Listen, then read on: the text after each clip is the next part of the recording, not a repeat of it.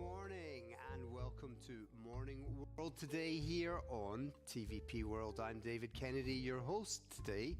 We'll be doing our press review. I'm going to be joined in the studio here by Ola Marchewicz.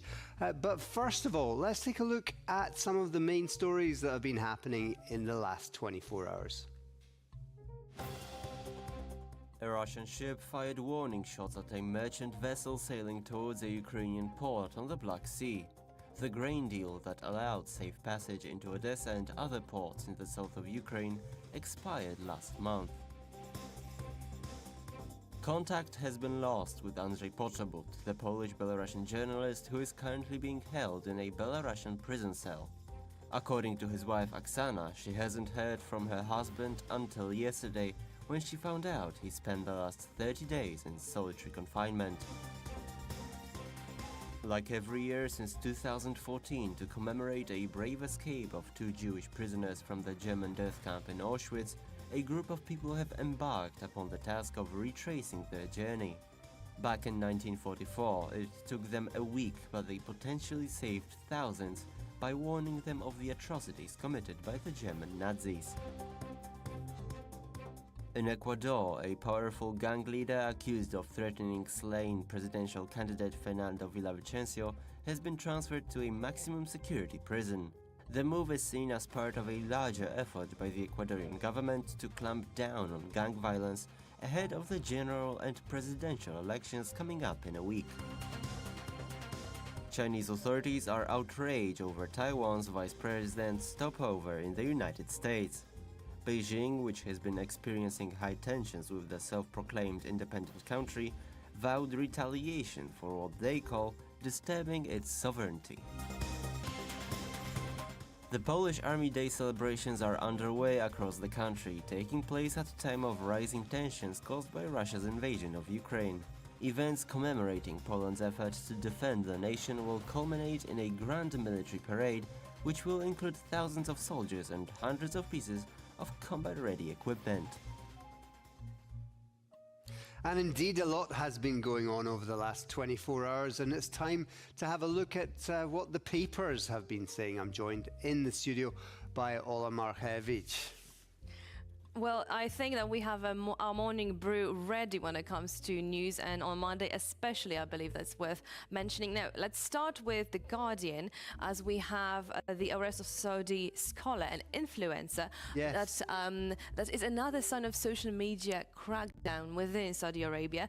And now the prominent Saudi scholar and Snapchat influencer has been arrested by Saudi authorities in what, usually experts say that it was an evidence of the kingdom's extreme crackdown on social media users, especially as well it was not connected to politics, at least not directly, according to these reports. So here it's really interesting because there is no really indication why he was arrested. Exactly. He seemed to have a pretty significant following on Snapchat, some 350,000 people following him, and he was very much, it seems, one of the elite there. He had done quite a lot to encourage youth in the country, and so people are kind of wondering what the matter is.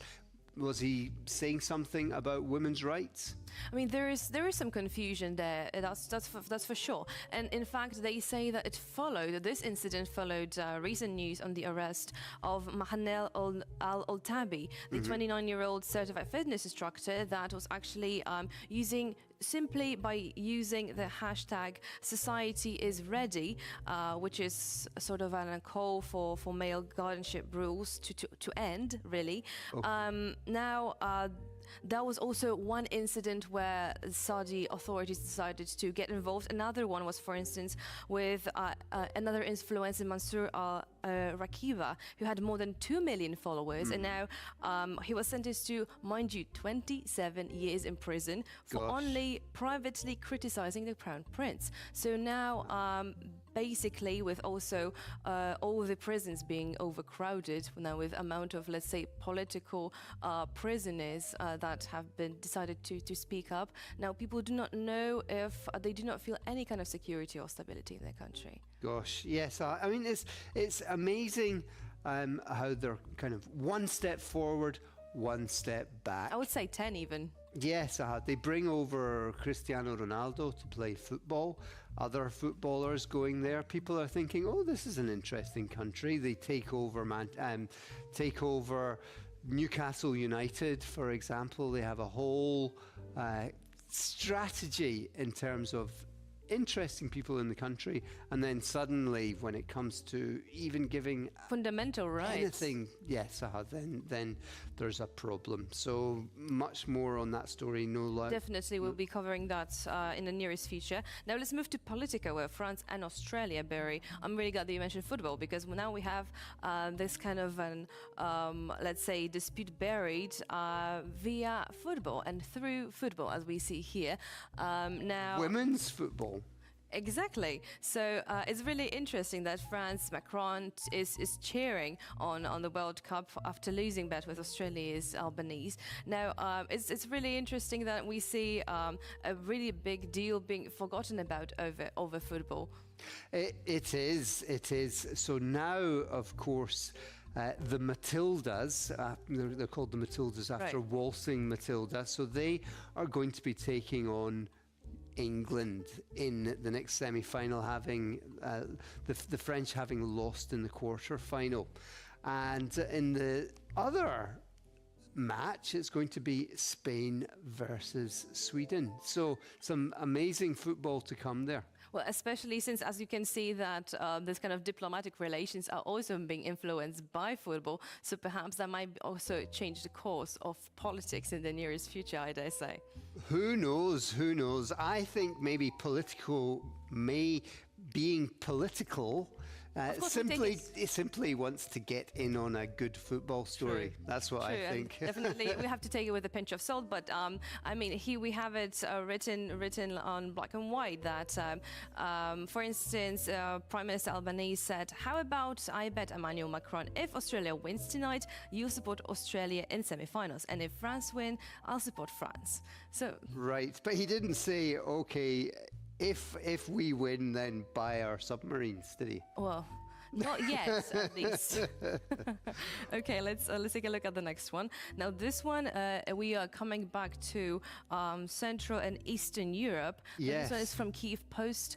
Will Polish-Ukrainian relations stand the test of time? That's, I believe, a question that many have been asking themselves lately for numerous times, really, because let's face it, there is also this kind of a deepening rift in Polish-Ukrainian relations, and that is a bit concerning. But on the other hand, we cannot deny the fact that Poland has been helping Ukraine since the very beginning of full-scale Russian aggression. Yeah, and I mean, this is quite an interesting article because it was written by a Polish guy in the Kyiv Post, and it sort of explains some of the background of these relations. Exactly. I mean, the recurrent themes that usually Polish people are concerned about, as in, for instance, as many are scared that Ukraine is going to drag Poland into war with Russia, or for instance, that people sympathize with Ukrainians, but they do not feel that there is enough trust because of this common history that we share, and some people cannot get past that. Yes, what he calls the rocky past, because of course there were what happened in Volhynia right at the end of the Volhynia massacre. The Volhynia massacre. A great film on that topic a few years ago, Volyn, where they show how people who had really lived side by side because of the tensions of war and worries, etc., they just kind of entered into this massacre, which was really shocking. And a lot of Polish people do remember that. Right, and having that in mind also now, at least both on the, let's say, governmental level, now the two are trying to cooperate, both Ukrainian government and Polish government are trying to cooperate in order to not only make amends when it comes to history, but also to make this relationship between the two countries flourish. So that's what we definitely see, not only in, well, humanitarian aid that Poland is giving, but also the military aid, and recently with, for instance, President Andrzej Duda saying that Poland does want to help and is going to help more Ukraine. So we see that we are getting past that, really. Yes, and it says finally that Ukrainians understand the Russian threat better than the West. That's what a lot of Polish people seem to always have that understanding. Definitely, because we have this kind of a shared history of Soviet satellite states, right? So we see that there is this kind of common understanding, really. Now let's take a look at the next one I have now for everyone. Now this one is Japan Times, and China tells Japan a blanket seafood testing meant to protect consumers.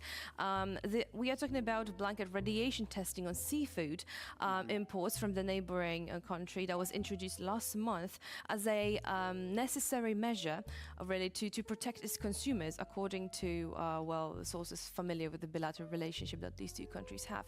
But interestingly enough, well, it is definitely, according to at least Japanese sources, it is supposed to pressure Tokyo over its plan to release the threatened radioactive water from the Fukushima nuclear power plant into the sea. Yes, indeed. If you were a Chinese consumer, I dare say you would quite like the fish to be tested, wouldn't you? Well, that's one thing to look at it, but then again, China did not, for instance, gave any solution, let's say, to problem, only just basically, let's say, bringing countermeasures or bringing hardship, really. So it's really difficult to see these two Asian neighbors that have several rounds of consultations really over the matter, that they're still stuck. Of course, yes, and that and other issues, of course, are dividing them. Okay, and Right. the next one, staying in Asia. Right, exactly. So now this one is from Taipei Times, and here we have William Ley welcomed in New York. It was supposed to be a low-key visit here.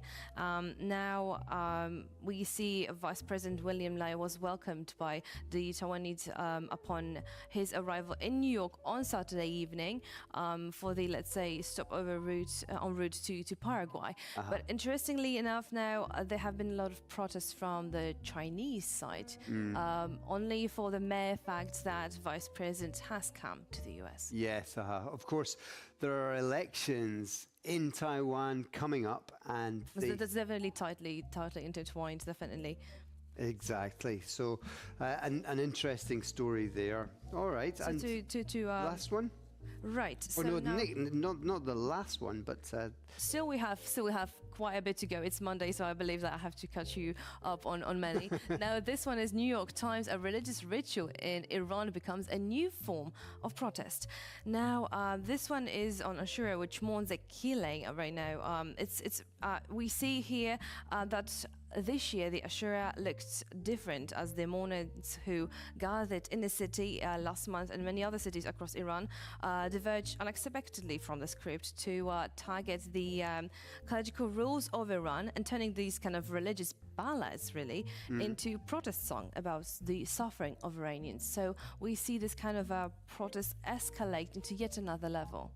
that's very interesting, isn't it? This Ashura marks the 10th day of the mourning period and grieves Imam Hussein, the grandson of the Prophet Muhammad.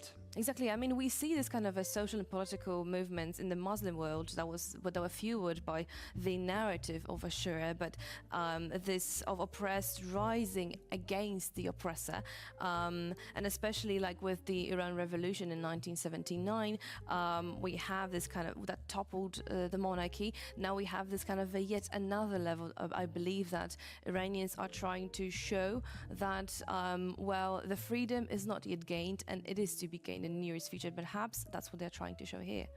and that you can be religious but against the regime. Precisely. Precisely. So now that's the story on Iran, and now let's go to Le Monde, where we have Barbie. I believe a bit of entertainment. Now Barbie finds success in China, mind you, as audience rediscovers feminism on screen. And that's actually unexpected, especially when it comes to China. Oh, pardon me. Now, with the 236 million yuan in receipts, I believe that Barbie, we can safely say, that's already a sensation, even in China. That is quite amazing. Now, were you a Barbie girl when you were a little girl? Well, myself, I wasn't, but like looking right now at Barbie on a screen and seeing this kind of a wholesome message, I believe that it brings, well, I believe that I might actually be a second-hand right now Barbie fan. It brings a wholesome message? Exactly. It brings a highly feminist message. That's the wholesome message? Well, I mean, if you mean it to put it like that, I believe that feminism also, it brings not only feminism, but it brings also the look to the, let's say, continuity of society. So I believe that's really good to reflect on that. Indeed, good to reflect on that here and good to reflect on it in the studio. Very good. All right, and one last story.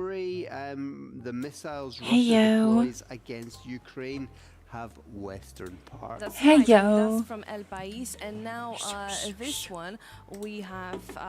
We're coming back to Moscow. What now, is this? Most of Moscow's shells, drones, and vehicles and artillery rely on electronic components from foreign companies, mind you, and the involvement of intermediaries. And how do they do the thing with like controls? Allows such things to happen, really. So I mean, I need something to hit it with. As a really let's say difficult. Is it loud for you? Because like of a story, but this goes into red for me. We will basically monitor it as it develops. Well, do you hear that? This is an ASMR political stream. Forgotten the fact that we have 10% more creation. Thank you. And you can't. People want to sell their products. Yeah, my light is weird today because I moved around everything. So yeah, a 7 out of 10. Actually, keep an eye on very much. Can you hear that? That's, I think, is all we've got time for. That's right. Well, thank you very much for. Always a pleasure. Away. Okay, now let's take a look at what upper is left coming corner. up No, in the next upper left 24 corner is a hours. secret. Upper left corner hides Polish National Defense state Minister secrets. Mariusz Błaszczak It's will CIA. approve You 3 can't new see that shit. contracts for the I'm sorry. development I'm and sorry. That's how the delivery of rules new are. Vehicles to the Polish armed forces. Poland. German Chancellor Olaf 4 Scholz out of visits 10. his constituency in Potsdam, meets scientists, It's talks quieter about than drought this issues, one? and takes a look at firefighters. That's weird.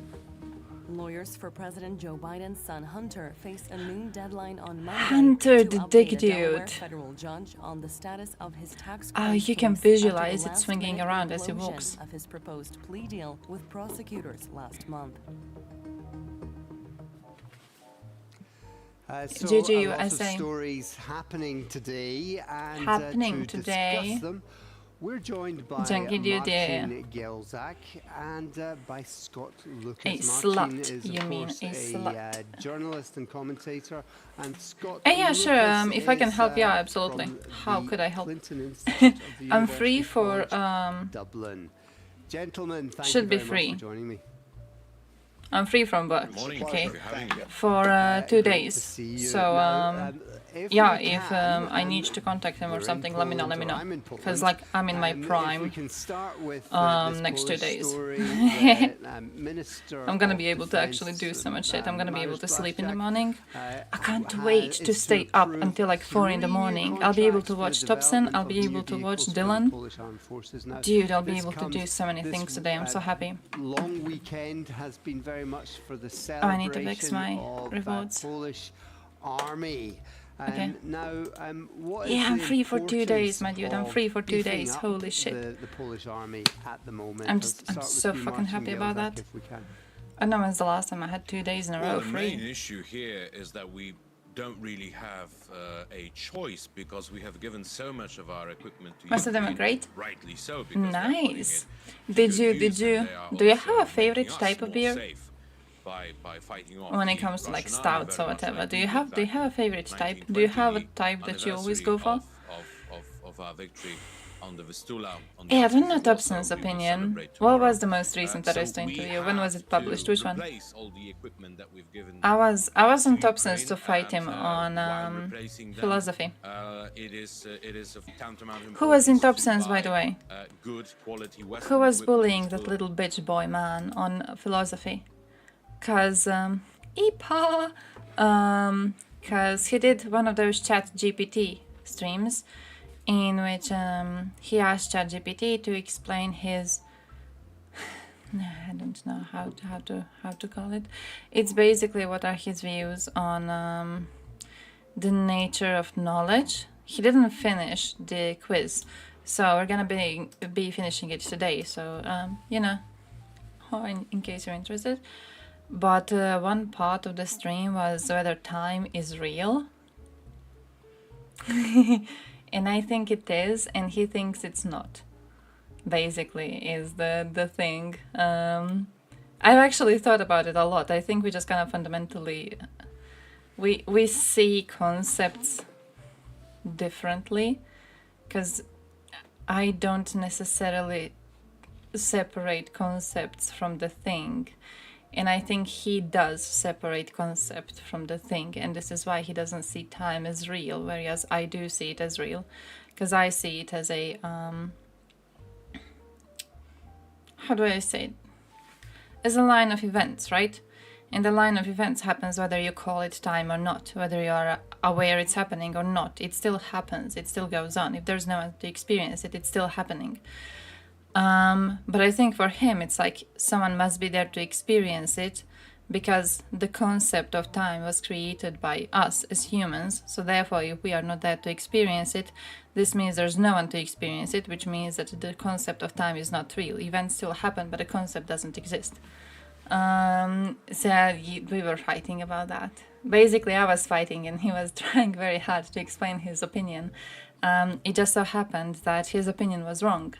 So, and mine was correct. But it was an interesting conversation. So I'm very, very hyped about today's stream. I'm at work for another 2.5 hours, and that amount of time seems too real for me. Oh shit, I know how you feel. I know how you feel. You know what I do sometimes when I feel like I'm wasting my time at work and everything is very, very sad?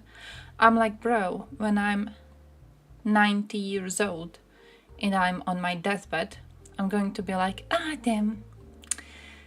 I remember the nice time when I was young and I was able to work and walk around and carry heavy shit. It was so nice. And then I feel a little bit better. I'm like, damn, I'm gonna be so depressed in the future. I'm good now, my dude. I'm good now. I'm not nearly as close to death as I'm gonna be when when I reach 90. Dude, I'm GG. Fit shark? Oh shit, yeah, that shark thing was ridiculous. That shark thing was ridiculous. You lose humanity when you make fun of a Russian eaten by a shark. Arestovich, shut the fuck up. Shut the fuck up, but I need to see the latest Arestovich interview because I haven't seen it. Usternenko, does he have English translations? I'm begging the Lord for it to have English translation, please. Вітаю вас, друзі. Видатний прогнозист і колишній радник Офісу Президента. He doesn't. I'm pretty sure he doesn't even translate. He doesn't even translate lately. Like, I went through his list. Okay, I could probably just do the auto translate and hope it's good. But few times I went to his videos lately, and none of the newer ones are translated. I think he stopped giving a fuck about international bitches, which is kind of okay. Because we do matter less, I guess. But it's okay. It's okay, Stanenko. It's okay. That's fine. We can't buy his shirts anyways, so I guess he's just a hater of everything international, which, you know, makes my little heart feel left out. Федерації Арестович This man зробив is a дуже hater. важливу заяву. Oh shit, this interview! I've seen screenshots. I haven't seen the interview. I have seen people on Twitter screenshotting it. I thought he was older. This is weird, okay? This is bad. I thought he was older because he had one stupid quote. I don't know which one it was. But it was like really, really bad, and people have screenshotted it and put it on Twitter. I know one of them made me think that the interview was old because I was looking at the other quotes and I was like, oh, is this new? Is this like fresh? What is this? And then there's one of them that I was like, oh, this probably happened like before 2022. I'm not sure which one it was, but it seemed as if, you know, as if like, oh, he doesn't know what's going to happen. I want to say it's like he doesn't know. So the fact that like this is fresh, it's making me feel a bit weird. Він дуже образився на українців та зробив Ага. висновок, що у нас народ не той. Так мы хуже рабов. Это даже не рабство, это хуже рабов. What? Він образився на всю українську націю та розповів, що після війни буде собі відпочивати та заробляти бабло на семінарах. Я буду сидеть на яхте после того, как война закончится, в Тихом океане и есть омара. What's he trying to do? А от Flex? українців після війни чекає дуже велика біда, бо невдячний український народ не хоче голосувати за Арестовича. What? Что будет с вами, когда вы за меня не проголосуете? Вы подумайте своей башкой дурной. Оцей його потік Is he критики та memeing? матів у бік українського народу стався після того, як його розкритикували за те, що він наговорив у інтерв'ю так званій хорошій росіянці Латиніної. Если бы я управлял этой войной, я бы провел ее совершенно иначе. Він тоді наговорив дуже багато, знову критикував поганих українців і казав, що от якби він керував війною, то точно вже би Україна 100% перемогла, але він не зміг, тому що він був звичайним піхотинцем або, можливо, льотчиком. Це не точно. Если начнут бомбить, я сразу побегу в войско, в армию. И я обещаю нашим зрителям записать и выложить сюжет, где я скажу, что я глубоко ошибался, я позорник, и меня больше не надо слушать. Я сам летчик. Я сам алкаш. Якщо ви підписані на Арестовича, то візьміть і відпишіться. А на мій канал правильно підпишіться обов'язково. Okay, fair. І натисніть лайк до цього Little відео hater, та little залиште hater під ним man. будь-який коментар, щоб якомога більше українців побачили цей випуск. Як ви вже знаєте, Арестович дбає про інформаційну гігієну, тому продовжує роздавати інтерв'ю антиукраїнським пропагандистам. Приветствую, Алексей Арестович, Василий Голованов, эпизод номер 7. Алексей, здравствуйте. Днями він знову давав інтерв'ю Василію Голованову, Remember тому this самому Василію Голованову, котрий був генеральним продюсером одного із каналів Медведчука і брав участь у російських інформаційних операціях проти України. Вот смотри, ты политический журналист. Нам надо поговорить. Без посредников, без недомолвок. Прильнете. Далі він побіг до так званої хорошої росіянки Латиніної і там їй став пояснювати, як би він виграв російсько-українську війну. Першим кроком до перемоги стала би заборона називати росіян О. орками. Во-первых, и мы бы совершеннейшим образом, очевидно, не допустили создания образа орка из рядового россиянина. Тут, правда, є What? деякі проблеми. Справа у тому, що сам Арестович називав росіян орками, при тому неодноразово, і навіть сьогодні можна побачити відповідні дописи у нього у телеграмі. Це що виходить? Арестович займався розчеловечуванням? He was worse than a Russian? Главное, что мы сделали, это когда позволили себе расчеловечить Россию. Это главный шаг. Протягом цього етеру Арестович постійно нарікав на дуже поганих українців, які, звісно ж, безпідставно називають росіян орками.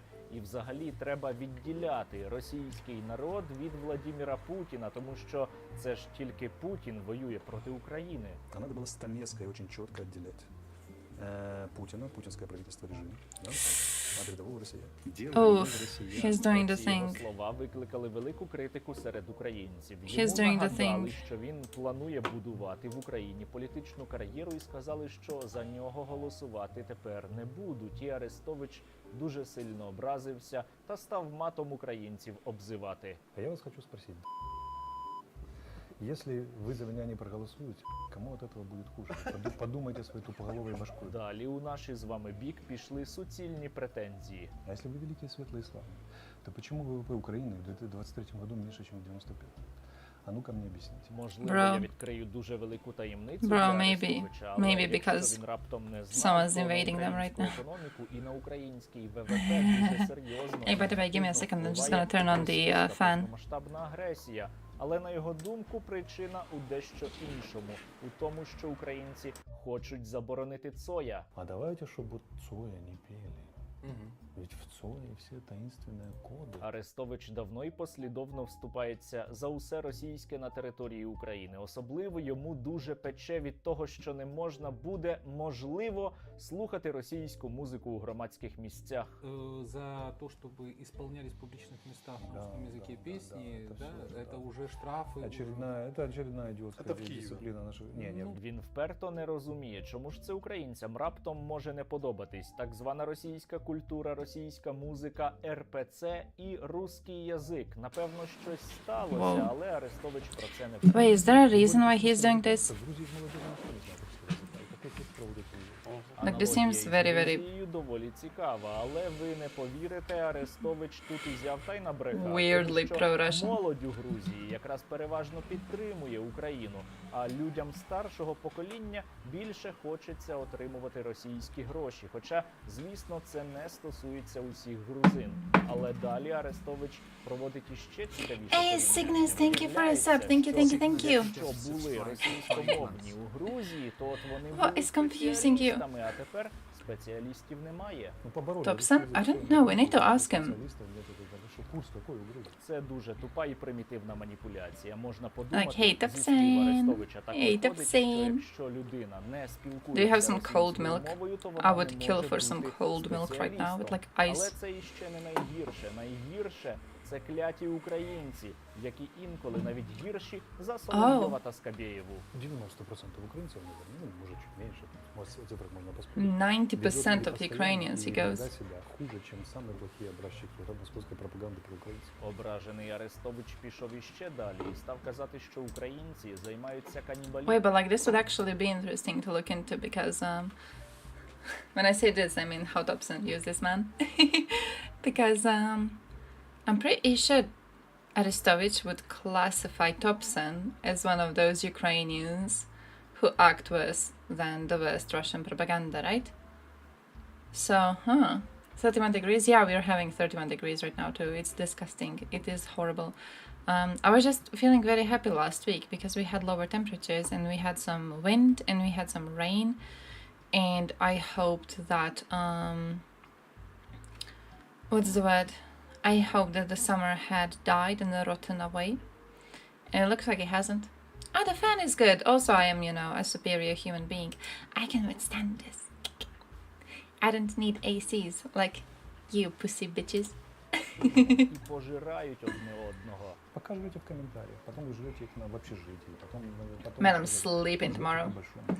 Actually, maybe I could go for a pizza. But like, I'm sleeping tomorrow. I'm just happy I don't have to work. Holy shit. І тепер розповідає про невдячний український народ. Маршрутка. Когда мы видим человека с намеками на свободу, мы его начинаем ненавидеть и как-то. И даже если он хочет пойти помочь людям перестать быть рабами, задача затащить и What is he затащить. talking Він то about? хоче бути рятівником української нації, а кляті дурні українці його не You підтримують. evil Вытащить Ukrainians. за волосы, стать между этой системой сволочной, которая вас эксплуатирует, сжирает и вами. Рятувати українську націю він зібрався від системи, частиною якої він тривалий час сам і був. Тільки тоді Pussy чомусь нікого AC рятувати uses. він не хотів. А ще Versus для порятунку Chad. української нації він каже, що нам потрібна комунікація і кооперація. I'm trying to think of a word, but every word I think of is quite Я problematic. здогадуюся, про яку саме комунікацію і кооперацію він каже. Він про неї вже розповідав місяці 2 тому на форумі так званих хороших росіян. Россия навсегда останется. Oh, is he gonna be like Navalny? Надо поговорить. Коммуникация, кооперация. У нас досі ще триває Oh, російсько-українська wait, you guys know when Navalny? You guys know when Navalny was saying that we need to remove sanctions on Russia so Russia would be allowed to grow as a country? Arestovich has the same opinion, right? Am I getting this correctly? He has the same opinion, which is, oh yeah, after this war ends, if we want Russians to create a democratic society, we need to remove the sanctions so they can get cash money, so they can have a proper economy, so they can create a proper society. problematic. I'm quite a nice person, okay? I'm a nice little person. I do nothing Війна bad дуже ever. важка. Наші військові роблять усе можливе і неможливе для звільнення українських людей та українських територій. І поки ми I have не never done перемогли, anything bad у in my нас life. не можуть бути жодні вибори в країні. Тим не менш, це не заважає Олексію Арестовичу періодично нагадувати про свої президентські політичні амбіції. То есть, если президент по каким-либо причинам не пойдет на второй Я срок, буду подаваться. вы пойдете в президент. Пойду. І саме крізь призму політичних амбіцій gonna Арестовича vote for варто him? сприймати усе, що він зараз каже. Особливо ці його заяви про те, що не можна називати росіян орками, треба захищати русський язик і цоя, тому що They had таким nothing чином nice to Арестович say. просто намагається під себе No, підмовляти they're big колишній fans of me. електорат ОПЗЖ і дуже ображається на критику. Between small public bus and Никаких Katzenwagen. не надо. І от оскільки Арестович God, планує what is собі мати that? потім політичне майбутнє, боротися за посади та дориватися These до hands корита, don't я і steal знімаю для anything. вас цей випуск, щоби ви, друзі, потім усе це могли пригадати. Ну а навіть якщо він раптом відмовиться від своїх політичних амбіцій, When is Ternenko то його applying to be забули the president of інтернетні Ukraine? Українці усе одно у Арестовича іще залишаться вірні союзники. Среди них тех, кто способен мыслить, там GTBT? немного, ну, например, Арестович возьмем. Ну, явно же, что человек... Hedgehogs have Друзі, ears. не будьте як Олексій Арестович. Робіть хоча б щось корисне для України, а не навпаки. Since when? Щонайменше обов'язком кожного українця сьогодні є допомога силам оборони України. Based. Дякую за те, що допомагаєте нашому Your cousin's in Croatia. I'm gonna bully your cousin. Who is he? яка зараз допомагає нашим Who is he? Who is he? What does he look like? Which part of Croatia? Because there's one foreigner who came to our village. Wait, this reminds me of something.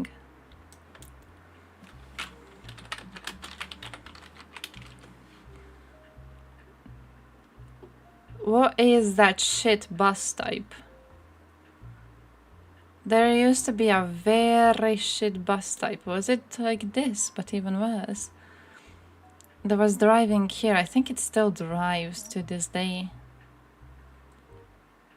But all of these ones that I'm looking at, they all seem too way too modern. But it kinda, I feel you could compare him to this. Navalny's not a potato to be free. Navalny's main idea is imperialism. We will not win, but we can make Russia rich. Oh, okay, yeah, that. What? This is That's cute. That's cute. I like the Oh, it's like, oh, share taxis. Oh, you have share taxis. They drive along set routes. They depart only when all seats are filled, and they may have higher fares than buses.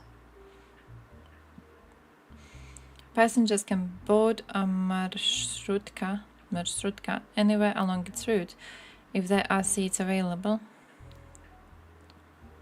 So wait, he chills at a station, and then when all the seats are filled, he goes to drive to a location. But like only if all seats are filled. So all seats get filled, he embarks on a voyage, and then along the way he lets people out on stations, and then you can enter on these stations. But enough people must enter the first one. That's a van! Is it a tank? Hey, news! News! Holy shit, I didn't see it. I still haven't heard the sound. A record 8 tons of cocaine got seized in Netherlands. My people.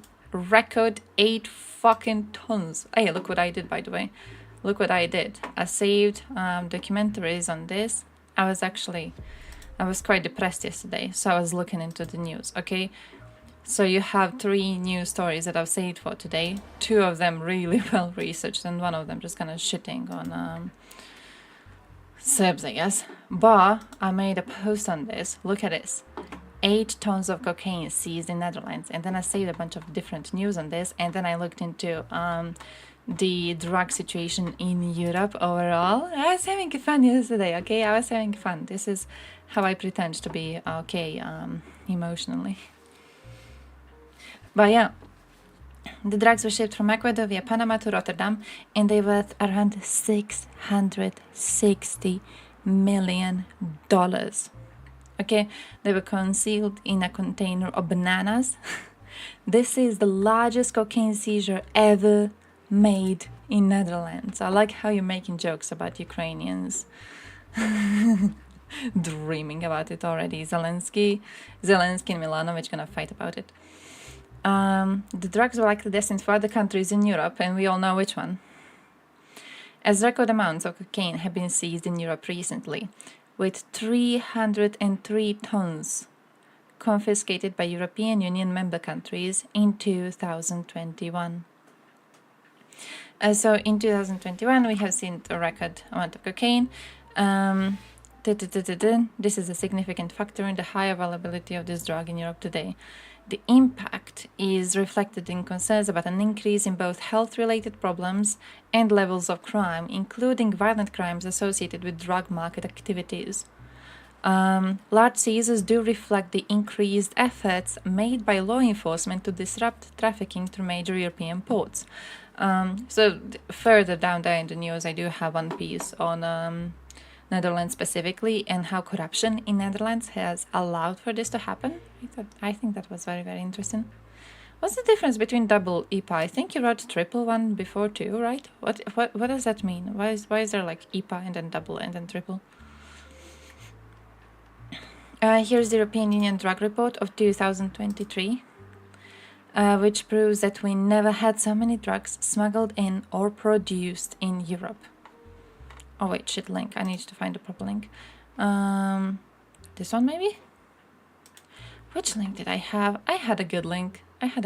My dude. Well, that is sad.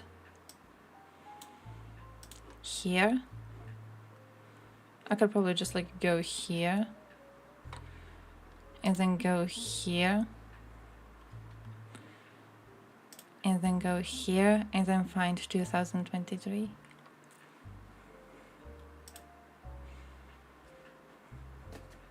Older people and drugs. Oh shit.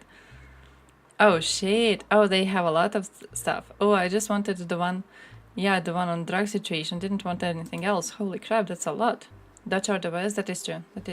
They also have a lot of corruption, by the way. May I tell you? The reason why so many smugglers are using their ports is because it's a lot of Dutch people are bribed into helping smugglers at these ports, either as they pay the officials to just, let them go through without being checked properly, or they will pay the locals to get into the ports and to take the cocaine from certain shipments and then to carry it out of the port and then you give it to someone else. So basically what you need to know is that they are corrupt as fuck, and because they are corrupt as fuck, I don't know if you guys remember, but a very popular theory online states that if a country is corrupt, you are allowed to go and invade it. So I'm just saying, Netherlands, you better watch your fucking back, okay? Because we're getting balls deep into that. But yeah, here's the report. Here's the report on the whole thing. It's very, very long, but it's very, I think it's interesting if you care about it, to be honest. It kind of depends on how much you care. It goes through all the drugs. I don't know if it mentions Croatia. Now that I've mentioned, that's like the only part I care about. It doesn't mention Croatia. Then I don't really give a shit. But we're having a lot more drugs than we had previously. So that sucks a lot. Corrupt as fuck, amateurs. See, fucking losers. Netherlands has long played a kind of cat and mouse game with its drug policy, allowing citizens to indulge within reason and stepping in when abuse becomes a problem.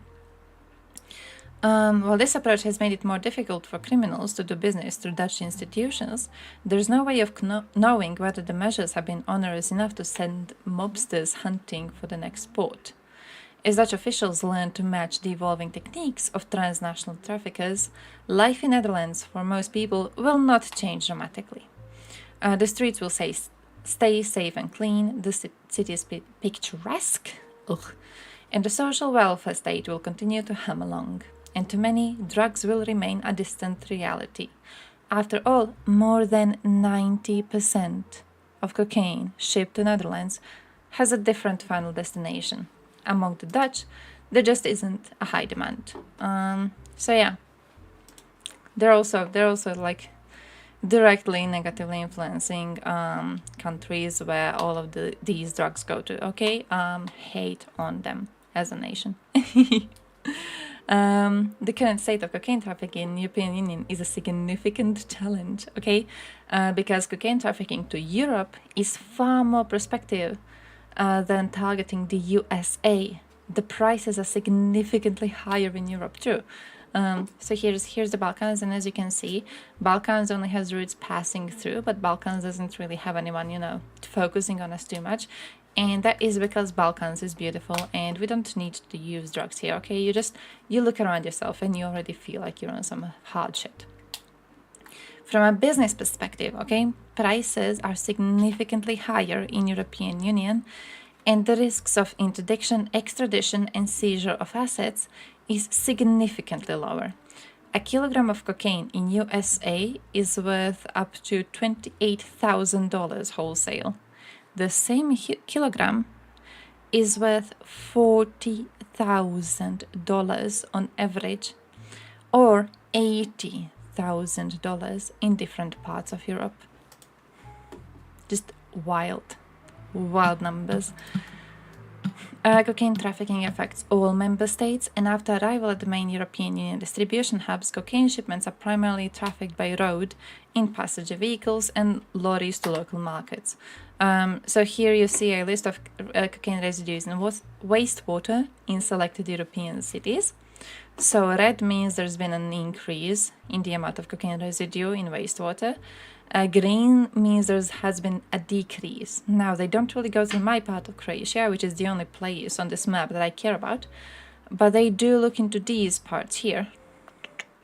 And you see here, we're actually having lots of green, so Croatia is getting better. Croatia is doing GG. Also, I find it funny how they go like blue, no data. No information.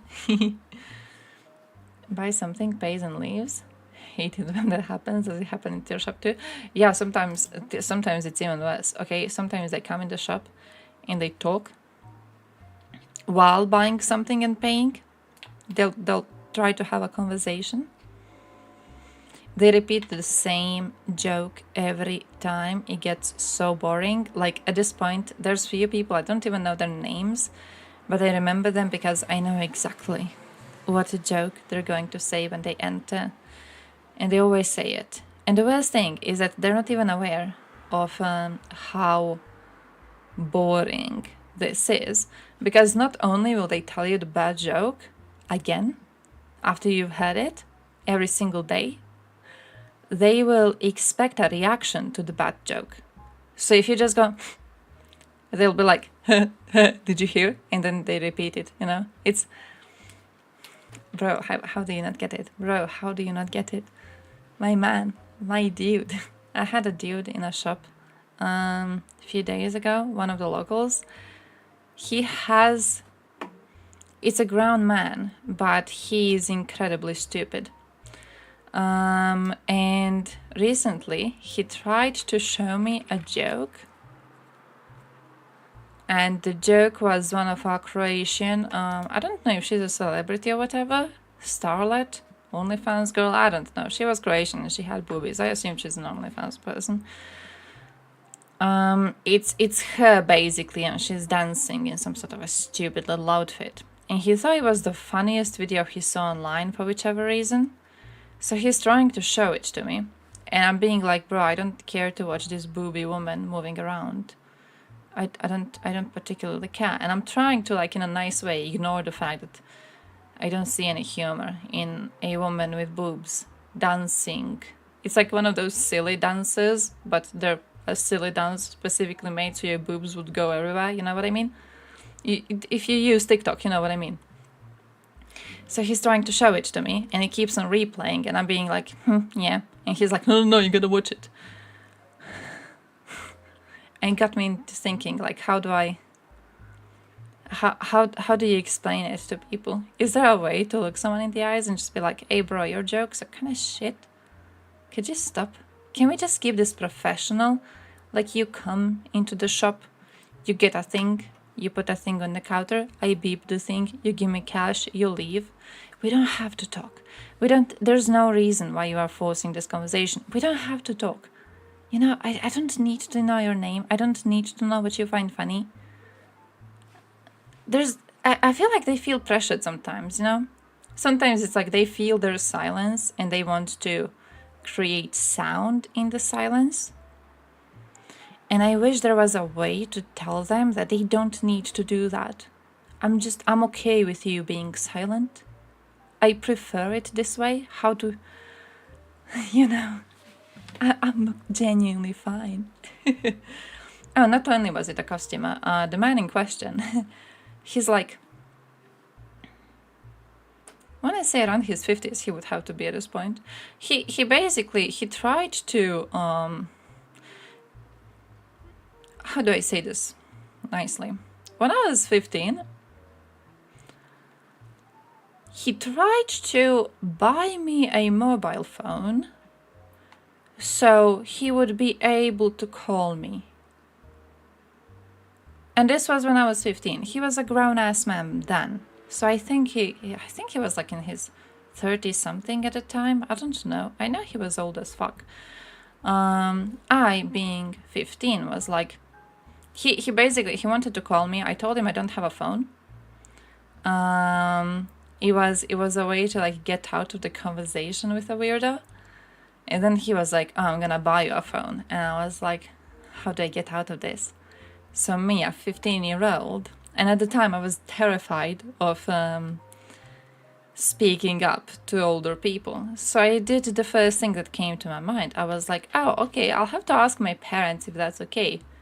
And this man with million IQ in his head, he goes to my mother's workplace because he like knew her. He's a local, right? He goes to her workplace and he's like, hey, can I buy a phone for your daughter so I can phone her when I want to like hear with her?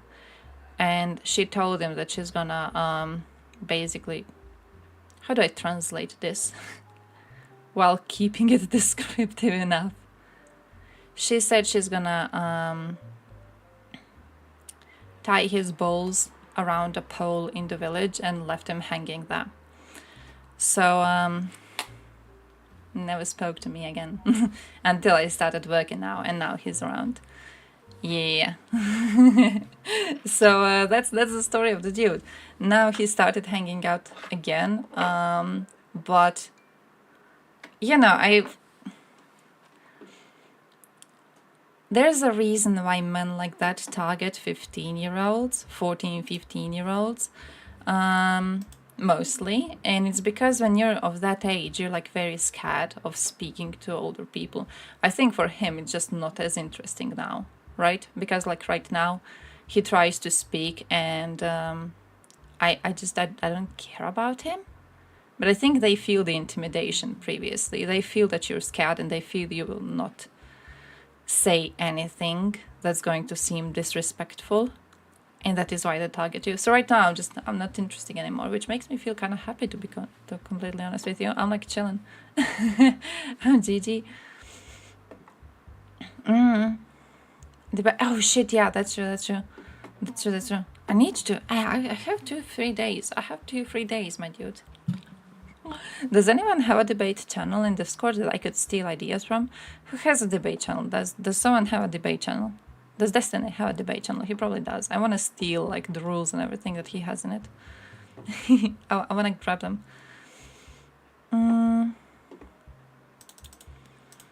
Extroverts don't like silence. Hey, see, I think I have this opinion. Opinion, she goes. No, I know this fact. I know this fact, okay, because I'm based.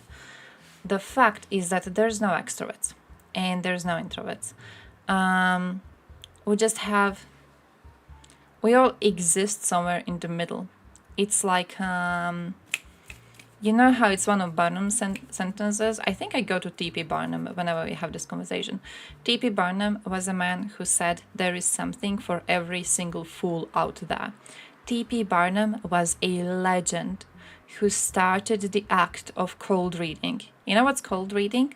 Cold reading is think of Mentalist. What Mentalist does in the TV show. So he looks at you and he's like, ha, damn. I see that you look like a little pussy, so you probably get no bitches. And then a person starts crying, right? But he sees it just from observing you. He doesn't know something about you before. That's cold reading. That's different from warm reading, which is when you know something about a person and you make conclusions from that. Now, as T.P. Barnum was doing the whole cold reading thing, as he was explaining how, yeah, Doritos, yeah, shit like that. He was explaining how it works, and he had a list of sentences that you can give to any single group of people, and they will think it's a sentence made specifically for them. It's a part of cold reading, right? So you get into the person's head, you try to make them think that they that you know more about them than you possibly should be able to know. And this opens up more pathways for you to learn more, because a lot of people love talking about themselves. A lot of what people do when they're like psychics and when they figure out, you know, the names of your dead loved ones or whatever, they're just taking information you're giving to them, because ultimately all of us are a little bit stupid and we will say more things than we should. So he had a list of sentences, and when people would come to cold reading, he had a list of sentences that he would say to a person depending on which group they were in. So for example, a group of teenagers, if you meet a teenager, every single teenager you can approach knowing the fact that this teenager thinks they have a potential that the world is still not yet aware of. Every single teenager. So you can walk to any single teen existing and you can be like, hey, you think there's something, you think that there is a quality to your person that no one really knows about yet, and you hope one day the world will get to learn about it, because teenagers are still kind of hopeful, you know, oh, one day I'm gonna be a fucking, I don't know, astronaut or whatever the fuck, one day I'm gonna be an artist, one day I'm gonna be, what's the current YouTuber playing League of Legends, I guess, maybe that. But all teenagers have a dream, and you can play into this. When it came to people who are like 40, 50 years old, you can tell them that they have, sometimes they don't sleep at night because they think about how their life would be different if they made different choices. Every single person, 40, 50 years of age, will be going through a midlife crisis. Every single one of them has thoughts about what would have happened and what their life would be like if it was different. This is something that horoscope, for example, plays a lot into. When they do the whole thing with like, well, sometimes you're like this and then other times you're like that. Oh, you tend to be very critical of yourself. It's a Barnum statement. There's something for every fool out there. It applies to you. You are the fool. And there's something for you, and you just have to fit in a specific group. One of Barnum's statements was, sometimes you feel like an extrovert, and sometimes you feel like an introvert. Because every single person ultimately... How did I do that? Let me try to figure that out. I need to open Paint. But yeah, the thing for extroverts and introverts was that every single person, if you tell them, hey, sometimes you feel like an extrovert and then other times you feel like an introvert, every single person is going to be like, yeah. And then you're like, yeah, sometimes like you really like hanging out with people. And then at other times, you just want to be left alone, right? And every single person you talk to is going to be like, yeah, that's actually true. That's actually true. You know, sometimes you feel like you really miss being around certain people, but then other times it gets too much and you're just too busy. Every single person feels like that because there's no introverts and there's no extroverts. We all just kind of mishmash depending on which social situation we're talking about. So bringing it back to the conversation about people at the shop, I don't think they're necessarily extroverts who don't really like Pletier demands the fancy diamond badge. I don't really think that they don't like silence because they're extroverts. I think they don't have social skills because they're losers without social skills. How do I get you double VIP? How do I do that? Pump shotgun one? Fortnite gun? I'm actually gonna tattoo a Fortnite gun. I'm gonna tattoo your face. Gets removed now. Yes, unwhip. Can I unwhip this whip? Unwhip? Ill whip? I don't know. Yeah, I don't know, my man. Where? Gonna tattoo your face on my ass. Unwhip. I can actually unwhip a person. Did you know that? D-whip. No, it's unwhip.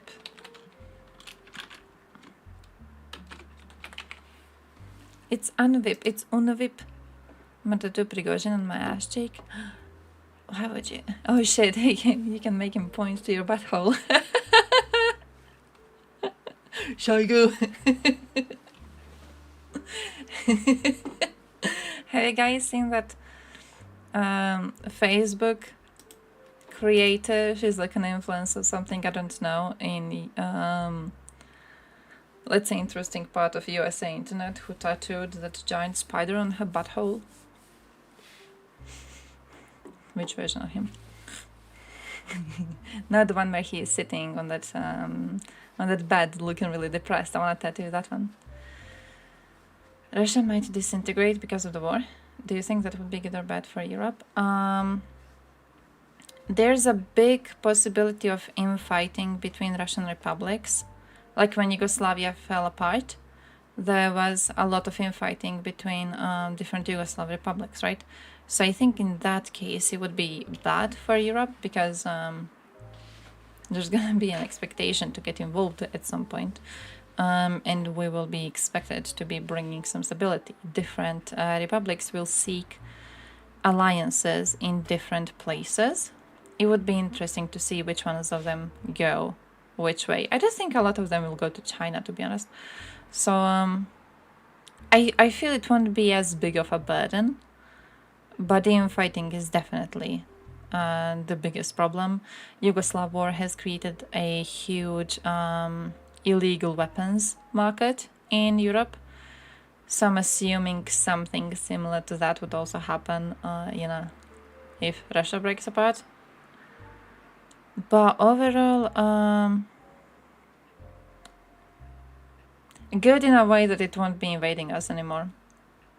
I feel. Good in a way it won't pose danger anymore, right? But like bad in a way that you don't really want to have a bunch of states fighting each other. It's like how, when Yugoslavia was really, really fragile, I think is the word, in 1980s. USA was trying really hard to keep us going. European Union was trying really hard to keep us going. In 1989, 1990s, our president, the president of Yugoslavia, not Croatia, but like Yugoslavia, he was offered a path to European Union with benefits. Because European Union really didn't want to have a bunch of countries fighting each other. It fucks up the entirety of the continent if you have a war, like in part of the continent. Just look at like the current situation. For example, Russia has invaded Ukraine. This has global impacts. This is impacting everyone. And in the same situation, it would impact all of us if there were a bunch of Russian republics in a war with each other. So it's 50-50. It's 50-50. I don't think there's really a chance for it to be a peaceful transfer of power to the republics, because I don't think what we see as ethnic Russians, I don't think they will allow that to happen. So it would be very, very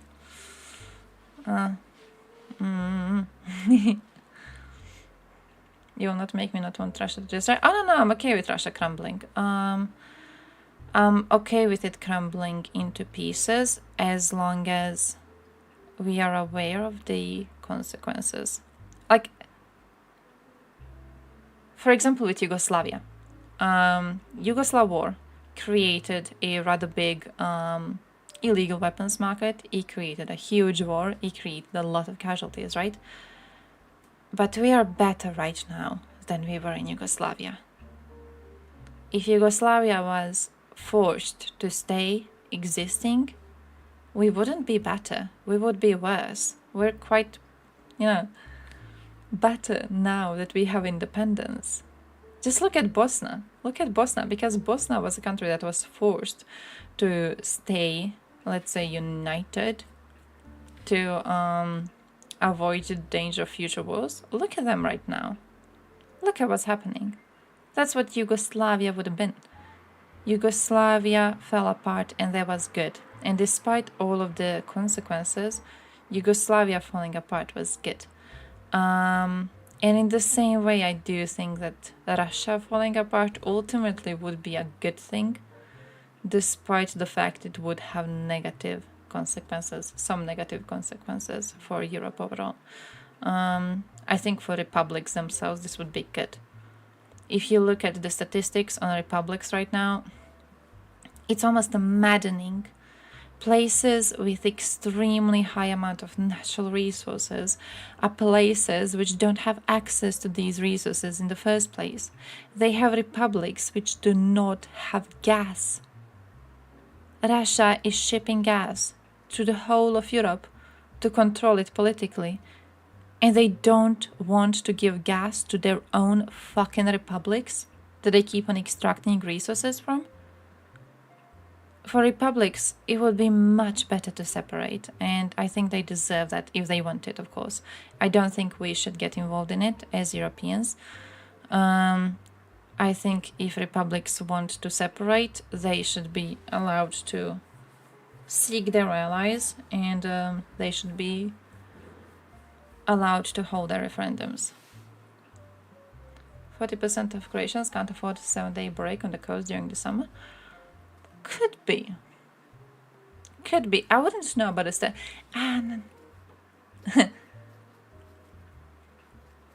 Okay, makes me think. I don't know now.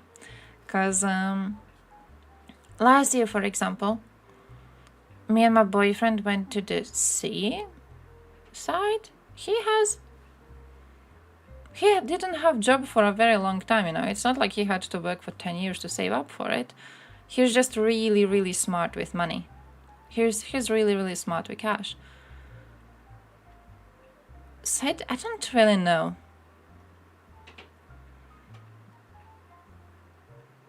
Like when I look at the amount of money my parents are spending, and were spending every single year to like go to relatives and stuff like that, I feel there's a possibility, like if you're just kind of smartish with money. Don't know.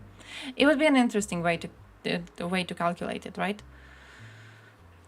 Like, how would you do that? How would you come to that conclusion? I know there's a meme in Croatia that a lot of people can't afford to go to the seaside on a very low wage. I do think in a way it may be just a meme because we like crying. Croats are kind of like Slovenians in that way. Croats really like crying. We're really, really we like making a victim out of ourselves. It's like when we bitch about, the unemployment rates and everything in Croatia, but then it turns out that our employers have to import Serb workforce. It's not that it's impossible to find a job in Croatia, it's that it's impossible to find a job that, you want to do. It's impossible to get into it easily, which makes a lot of people go outside, and that's okay. That's okay. I think it's okay to go abroad for these types of things. But we just like crying. I get the impression we just like crying and bitching around as a nation. Like there's I don't know how much you guys follow the news on these like relatively irrelevant topics. I don't know how much interested you are. I mean, we just talked about like 8 tons of cocaine being taken in Netherlands. So I guess talking about irrelevant topics, all of this is irrelevant to a point, isn't it? But there's a Bleiburg field.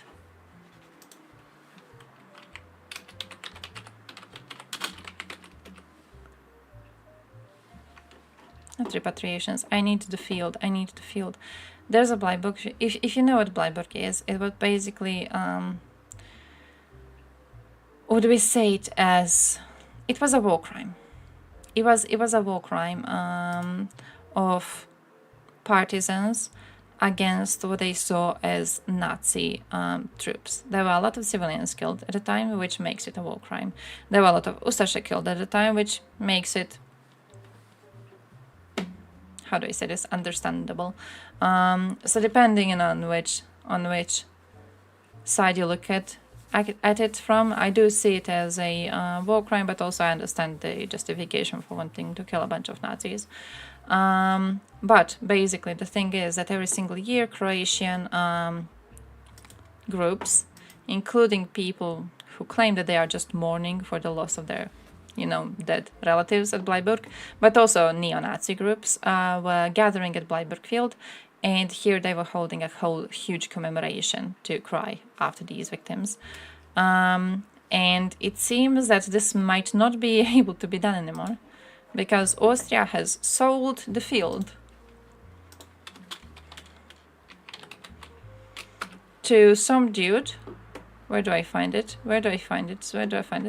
It was basically sold to some dude who just like has a bunch of cows or whatever, and he's going to use the field as, a field to raise his cows in. That's it. Can I find like a Croatian source and then just translate it?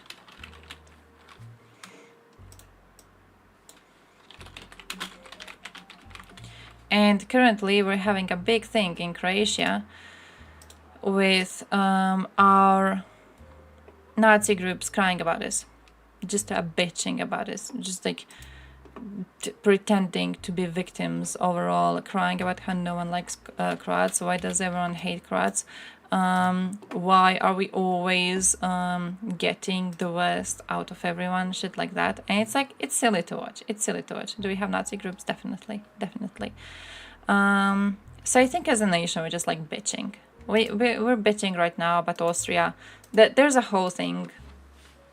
It's not too relevant to like anything too big happening in Europe, but there's a whole thing about how the field was owned by this one dude who died, and then he gave his everything he had, he gave it to his family, but like one small part of it he left to the political party that he was a part of, which was a very closely linked to Nazis. And then Austrian government, by the rights of how you give shit to other people when you die, I've read this in Croatian only, my man. Basically the field has gone to the ownership of the state, and the state was allowed to sell it to whoever it wanted to sell it to, and then it sold it to a random dude who has a bunch of cows and needs plenty of grass to allow these cows to chill on. But we like playing the victims, and we've been playing the victims in newspapers a lot over it, or like, oh, how Austria hates Croatians and Austria is trying to silence Croatians who are just trying to mourn their victims. We are having a whole crying thing about Bad Blue Boys in Greece. Don't know how much you follow that. A bunch of our hooligans went to Greece to fight Greeks. And what happened is, surprise, surprise, the Greeks have been fighting back. So what happened is there was just a huge mass fight, basically, and someone got killed as part of it. So our men got held up in prison in Greece, and for days, it's been like, what, 2 or 3 days? Croatian TV has been crying about how everyone hates Croatians and how it was evil to put these men into prison, and how it is evil that a foreign country can just take our men and put them into jail and without the consent of our state. How they are hearing rumors that some of our men have some sort of wounds from this fighting, and doctors haven't been allowed to treat them because they are Croatians and everyone hates Croatians.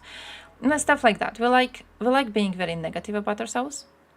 So when it comes to comments on how many Croatians can or can't afford something, I would take it with a grain of salt, because we are a very bitchy nation. We're Slovenia. We're Slovenia. If Slovenia was a bit bigger and not looking like a chicken country. So Russia has tons of oil. Not just oil.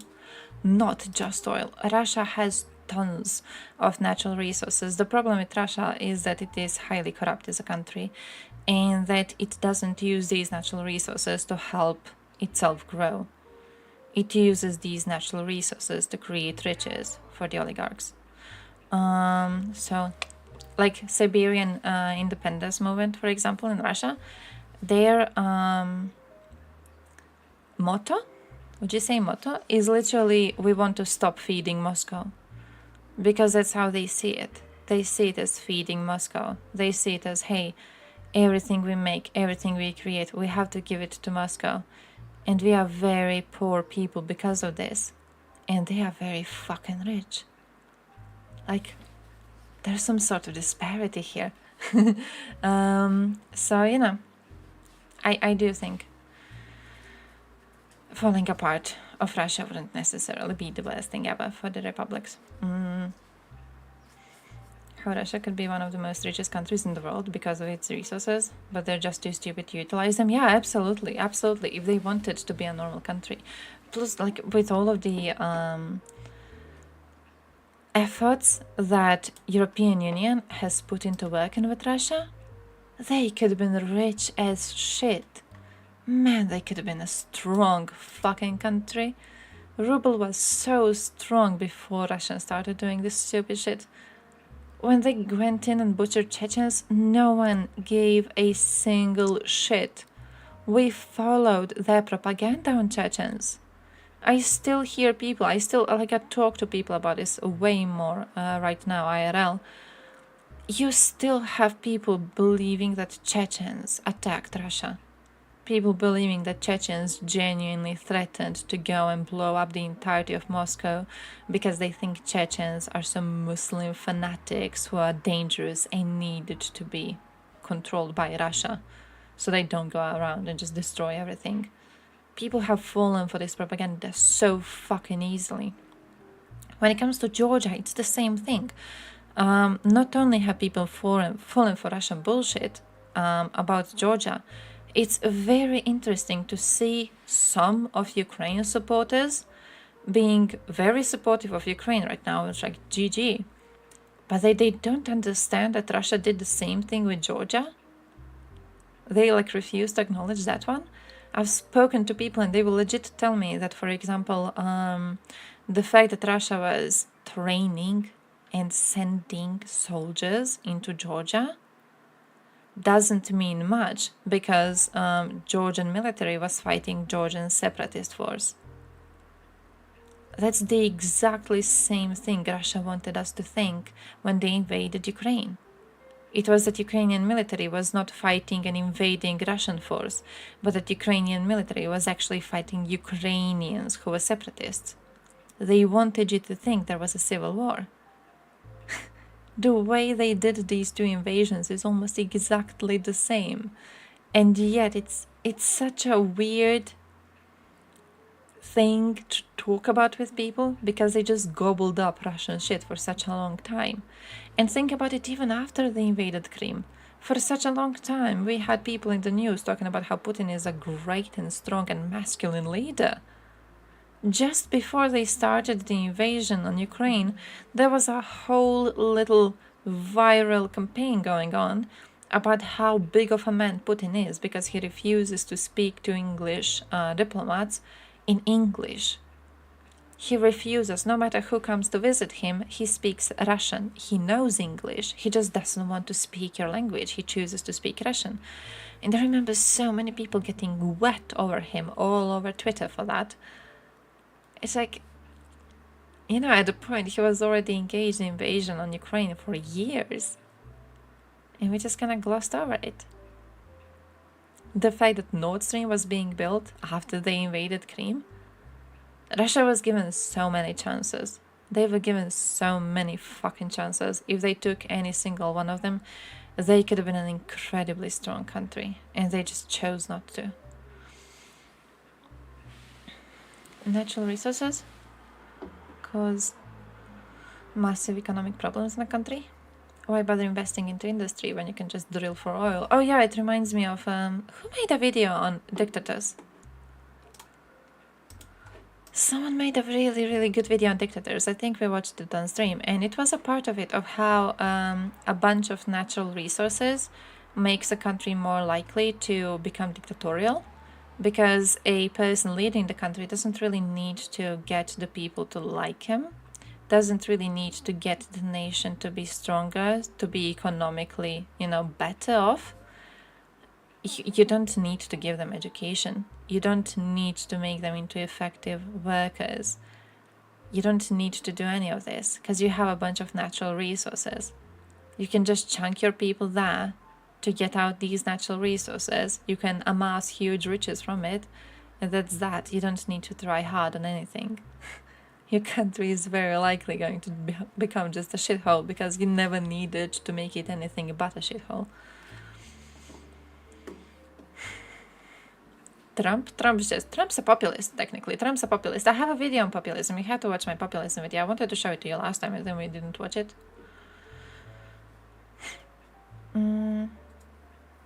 If they had spread the wealth more instead of letting the few select take it, the whole country would exponentially become richer. Definitely. Oh, definitely. More I see it, more it is looking like this war will be never ending. The thing is, they can't afford it to be never ending. Currently, both sides are suffering massive losses. They can't afford it to be never ending. Neither of them can afford this to happen. So if you look at Russia right now, look at ruble. Ruble is crumbling. Ruble has reached 102 per dollar. Ruble is less worth than a cent. So there's, have you guys seen the viral photos someone took in Russia of like you can buy bread on what's the word? Budget? Basically you buy bread and then you pay off this bread in the next few months. Okay, they are not doing too well, my man. They're not doing too well. They can't afford to keep this going for a long time. In the same way, Ukraine is suffering massive human losses, you know, compared to the amount of population they have. So it's questionable over how long they could stand to. Installments, yeah. It's basically like buy bread now, pay the full price for the bread now, or buy bread now, but you pay for it in the next, I don't know, 10 to 12 months. Wait, I know Apple got better and then worse. Did it get better again? Because it was like... Okay, I was checking at work, so I don't know. I don't know how constant of news I was getting. But I remember it being better in the morning. And then next time I checked, it was even worse. Collapse of the dam, holy shit.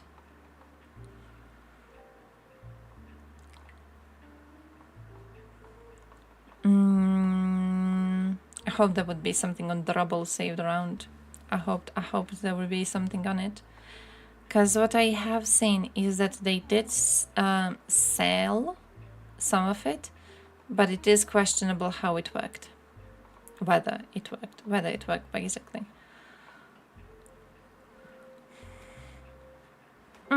Gonna find it.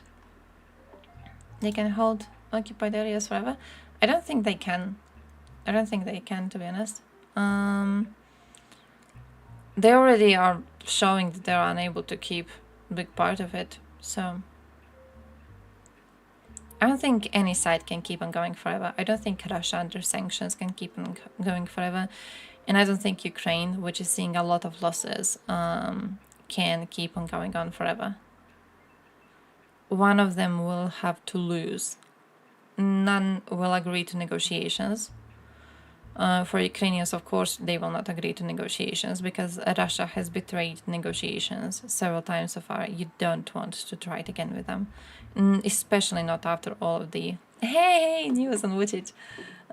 Especially after all of the horrible shit that this country has done to your people. Of course, you don't want them, you know, you don't want to attempt any sort of negotiations with them. From the Russian position, it's more of like, why would we try to do negotiations with a country that we want to kill? So, once Zappas say no to kilometer after kilometer minefields, how do you liberate? Why do you think they would say no?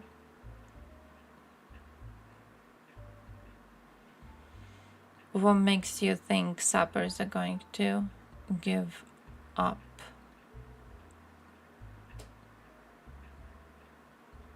Because I haven't really seen, because most are dead. I don't really know if most are. There's still a lot of them lurking around, isn't it? But then also that would play into the thing that after a point someone has to lose, isn't it? If Ukraine does lose enough of a fighting force so that it can train no new sappers and can put no new ones on the front line, then it is going to be a loss for Ukraine. That would mean massive losses in the force if you can't train more people to replace the ones that you have lost as part of this.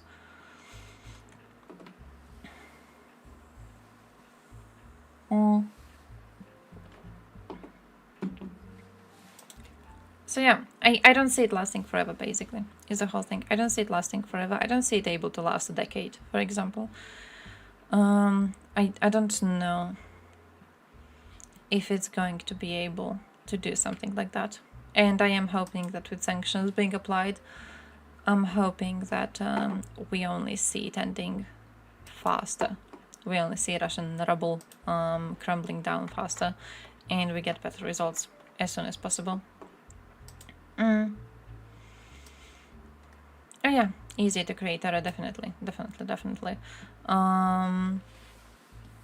don't know, man. I do think there's a possibility, though. I do think there's a possibility. But yeah, wait, my news on Vucic. Hey, I need to share my news on Vucic, okay? Vucic, also a populist, so also a reason to watch my populism video that I have saved and that I need to show you, okay? But Vucic doesn't think Ukraine will recognize Kosovo. He claimed that Ukraine is a friendly country to Serbia, and if it recognized Kosovo as an independent state, it would undermine its insistence on its own territorial integrity, which, by the way, isn't true.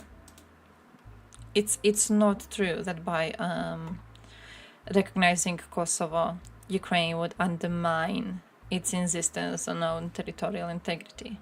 But Russia wants to freeze the conflict. Yeah, Russia does, because Russia, last time they managed to freeze the conflict, they had time to strengthen their troops again and to learn new tactics and then to again attack in a much stronger way. Russia could now benefit from freezing the conflict and then, you know, given some time for a new generation to grow up and be able to be mobilized. We could send Russian prisoners of war to clear the mines. Kinda illegal to mistreat prisoners of war. Plus, there's my view on prisoners of war is that you want to keep them alive, you want to keep them healthy, you want to keep them well, because ultimately your goal with prisoners of war should be, unless of course they seek asylum or whatever, should be to replace them for Ukrainians. Every single Russian soldier that is now being kept as prisoner of war by Ukraine could be replaced for a Ukrainian. There's a lot of Ukrainians being held by Russia right now. We don't know what the scum is doing to them. We have had horrible news about this. We have had horrible stories. I think our priority when it comes to prisoners of war should always be to exchange them for Ukrainian troops at every single point. It reminds me of that, there was this one interview with a Ukrainian nurse, and she was asked, like, what if her men come back from the fight? What if her troops come back from a fight and then they bring a wounded Russian with them? Like, would she help him? And she was like, yes, of course. Because I want him alive and I want him healthy. So I can replace him for a Ukrainian. That's the goal of this. It's not just altruistics. It's we must replace these men for Ukrainians. We must get Ukrainian prisoners back. Oh yeah, horrible stuff does, but the thing with horrible stuff happening is that so far, Ukraine has allowed observers to check their treatment of prisoners. Russia hasn't allowed any of it. So far in Ukraine, there have been found isolated incidents of violence happening against these prisoners. In Russia, it is a system of violence against them. So the situation is very, very different, right? Like when Ukrainians talk about their experiences while they were being held as prisoners in Russia, they will talk about a system of abuse. They will talk about a system of torture. The stories are horrible. I don't know how much you read these types of sources. I wouldn't really recommend you to go and read them. No way, because it's... Dude. What is that? So yeah, I wouldn't recommend you to go and check it out, but it's definitely a fucking system. Pride flag of the unemployed? Why? Why? Yeah, I have paint open on the side. It's just taking me such a long time because I'm trying. I'm trying to also be talking. I'm trying to follow the fucking chat. Ukrainian sense they need the positive media coverage. Yeah, that too. Yeah, definitely. You want to present yourself as the better side in this. Absolutely. Which isn't really hard when you're going, against a side which will literally advocates for you to be genocided. But still. Big time streamer. I wish I was a big time streamer so I would be making money off stream and then I wouldn't need to go to work. But I have to go to work. So I'm technically a worker. I am a part-time streamer, half-time streamer. There has to be a word for that. I just don't know it. Pride flag of the unemployed, he goes. Where is this thing? Here they go. Sucks to be you, yeah, same. To your brothers to read the chat. That's to be fair. Have you ever been to a big streamer? Try going to a big streamer. Okay, try going to one big streamer. Just let me know how you feel about their chat, okay? Cause sometimes I go to big streamers and I see their chat and I'm like, oh, I understand why these people don't read the chat. Whenever I went to XQC stream, I'm like, damn, I understand why this man doesn't ever have a conversation with his chat, because his chat is filled with imbeciles. Invader V, unironically, Invader V tends to have some really good chatters sometimes, though. But people who are mostly into gaming, they seem to have imbecile chats, so I understand. If you send Russians to clear mines, won't they just run? I mean, you will know which path is safe to run, so that's okay too. You send them to clear the mines, and then in the process of clearing the mines, they try to escape, and you see where they are escaping, because we assume that they laid the mines in the first place, and you're like, oh, okay, you're going in this direction, so that means our soldiers can also pass in this direction. Thank you, the Russian soldier. XQC, man, I just see him screaming around. Screaming around, that's it. Hassan does have a very stupid chat, but I think Hassan's chat is oof. I think Hassan, as much as he has very stupid views, I don't know how much I think he doesn't really hold them. I don't know how much I believe in the idea that Hassan is a persona, but he tends to have some really, really dumb views.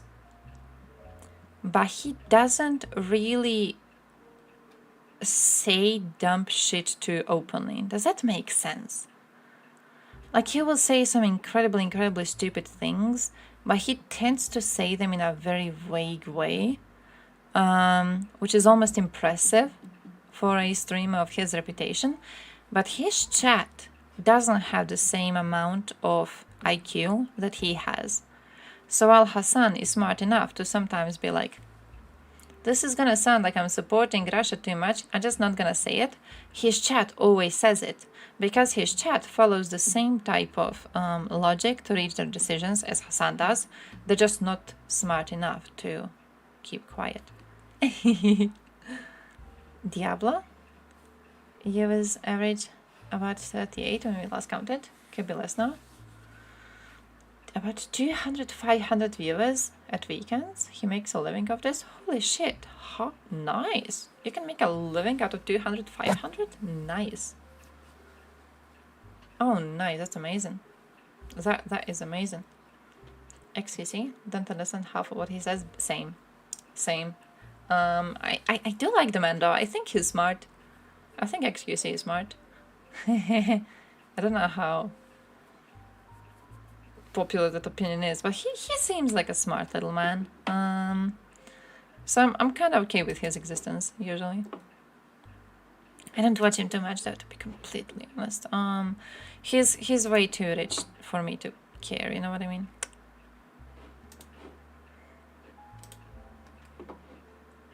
Is my man in chat just a bit trolling? What? How many chatters? Do you think it's too much? Is there any times too much? I don't think there's ever too many chatters. I don't think it can be too many of them when it comes to that. I think it depends more on what they write. You know what I mean? It's more about what they say. Cause take Sweet Anita for example. Have you ever been to Sweet Anita streams? Her chat is chill. Her chat is GG. Her chat has really smart people. Very often, right? It does go by fast, but like it's interesting to read it. It's a good chat. But then sometimes you go to people who have a lot less viewers than she does, and the chat is moving way too quickly, but also the chat is just memeing around and spamming shit. So I guess that's the thing.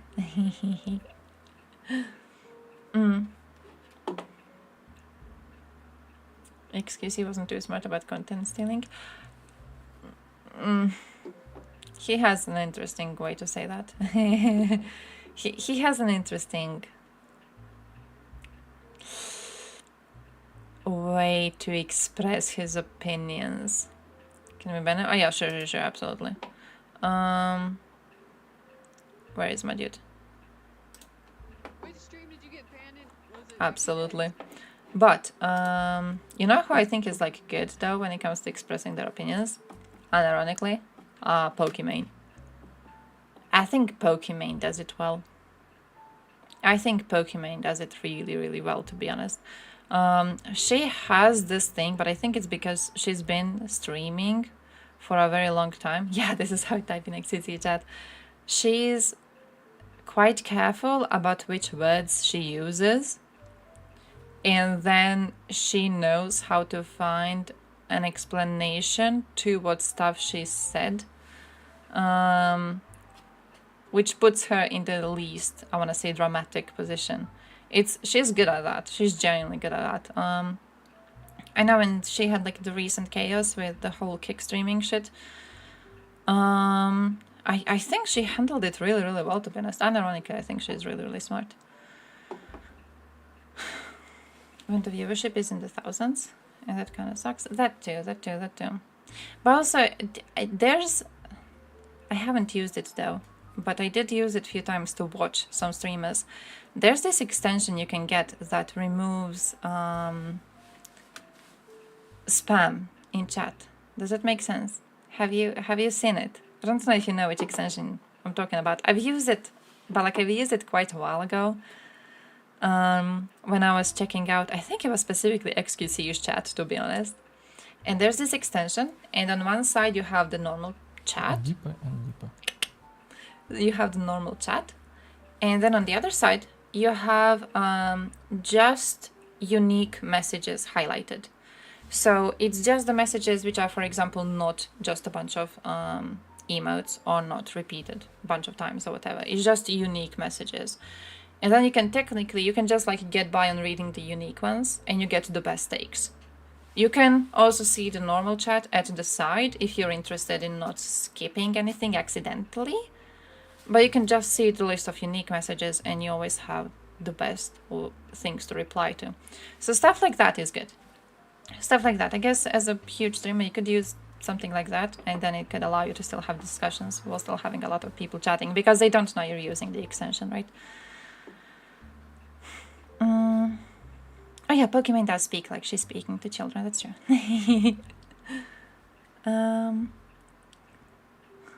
Exhausted, don't know how y'all do it. There's so much I can say about crypto and false Jewish messiahs of the 17th century.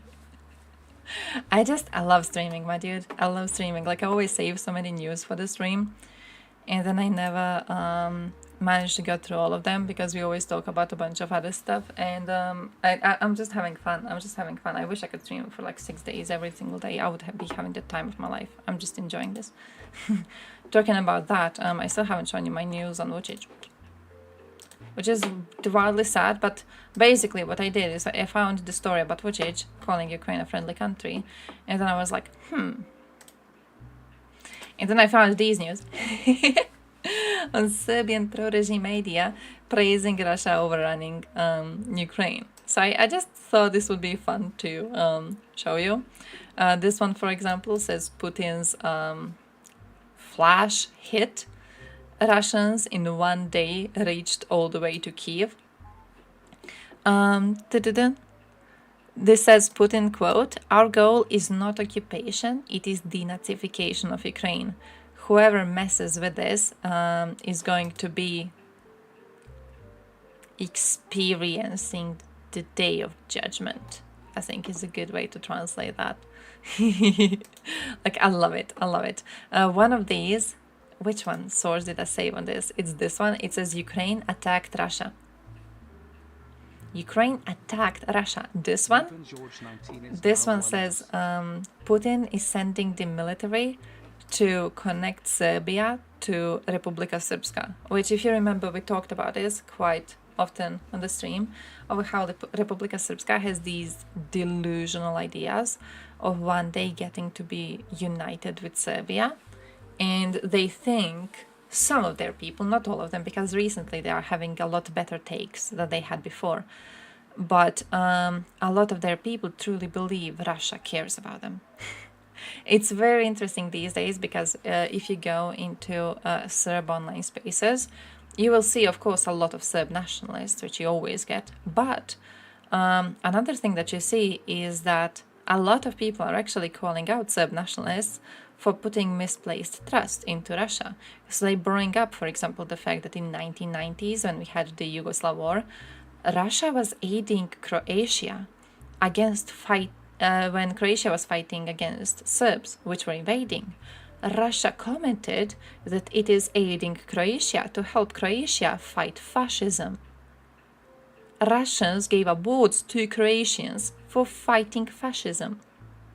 Russia was not on the side of Serbia during Yugoslav wars. It was on the side of Croatia. Then later, when NATO got involved, then it picked the anti-NATO side. So that's important, okay? But like, Russia doesn't give a shit.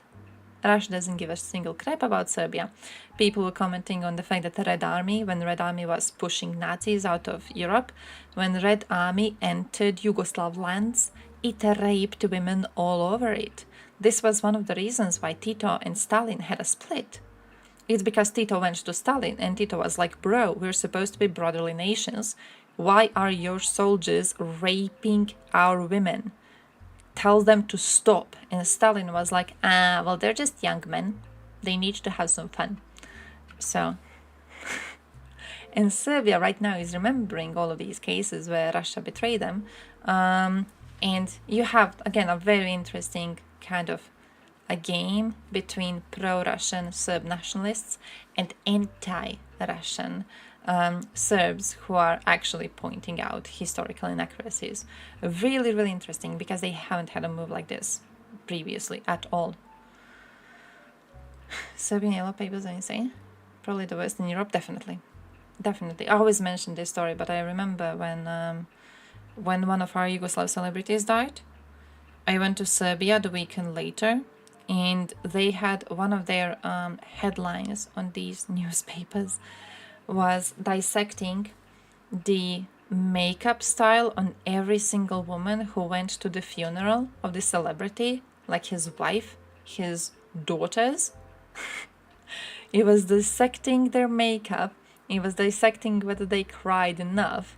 It was trying to push it into the idea of like, oh yeah, he was a Yugoslav. So here are the women who obviously liked Yugoslavia, and because of this, they cry for a symbol of Yugoslavia dying. And then also like, oh, there's these women who didn't cry because he died. What does this mean? What does this mean? Are they aligned differently? Did they hate that he was a symbol of Yugoslavia being better and stronger? What was it? They had journalism which was saying that Jesus is a Serb. One of these, I think I sent it to Discord, it was during COVID, when they said that, was it COVID or COVID vaccine making your balls very, very tiny? They had it on the front page. Their newspapers have absolutely no fucking standards. And I say this as a person living in a country which has a very common daily newspaper, very commonly read. It's called 24 Sata or 24 Hours. And it's probably the trashiest newspaper you could get. This is not nearly as bad as Serb newspapers get, okay? Compared to Serb newspapers, this shit is golden. And this is crap if you compare it to any normal newspaper that you would like be watching globally. They're just absolutely shit.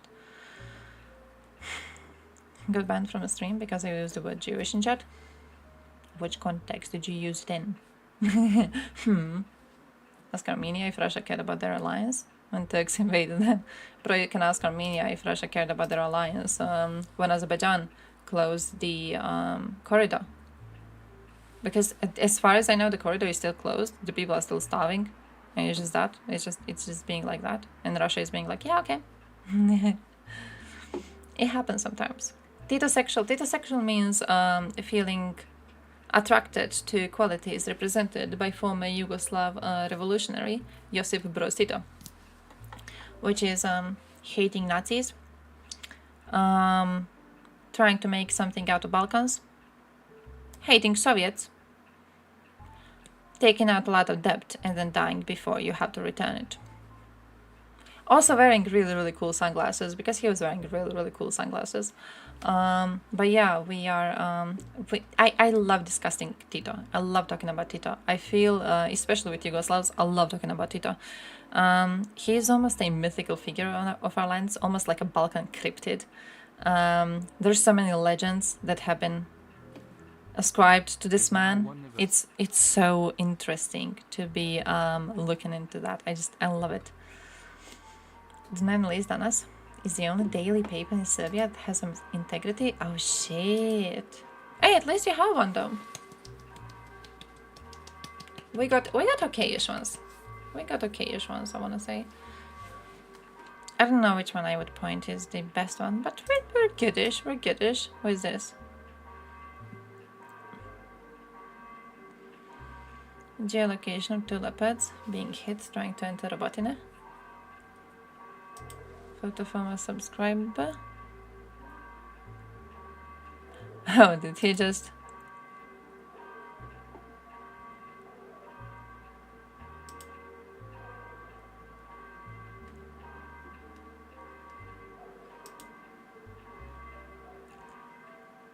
It's a video game?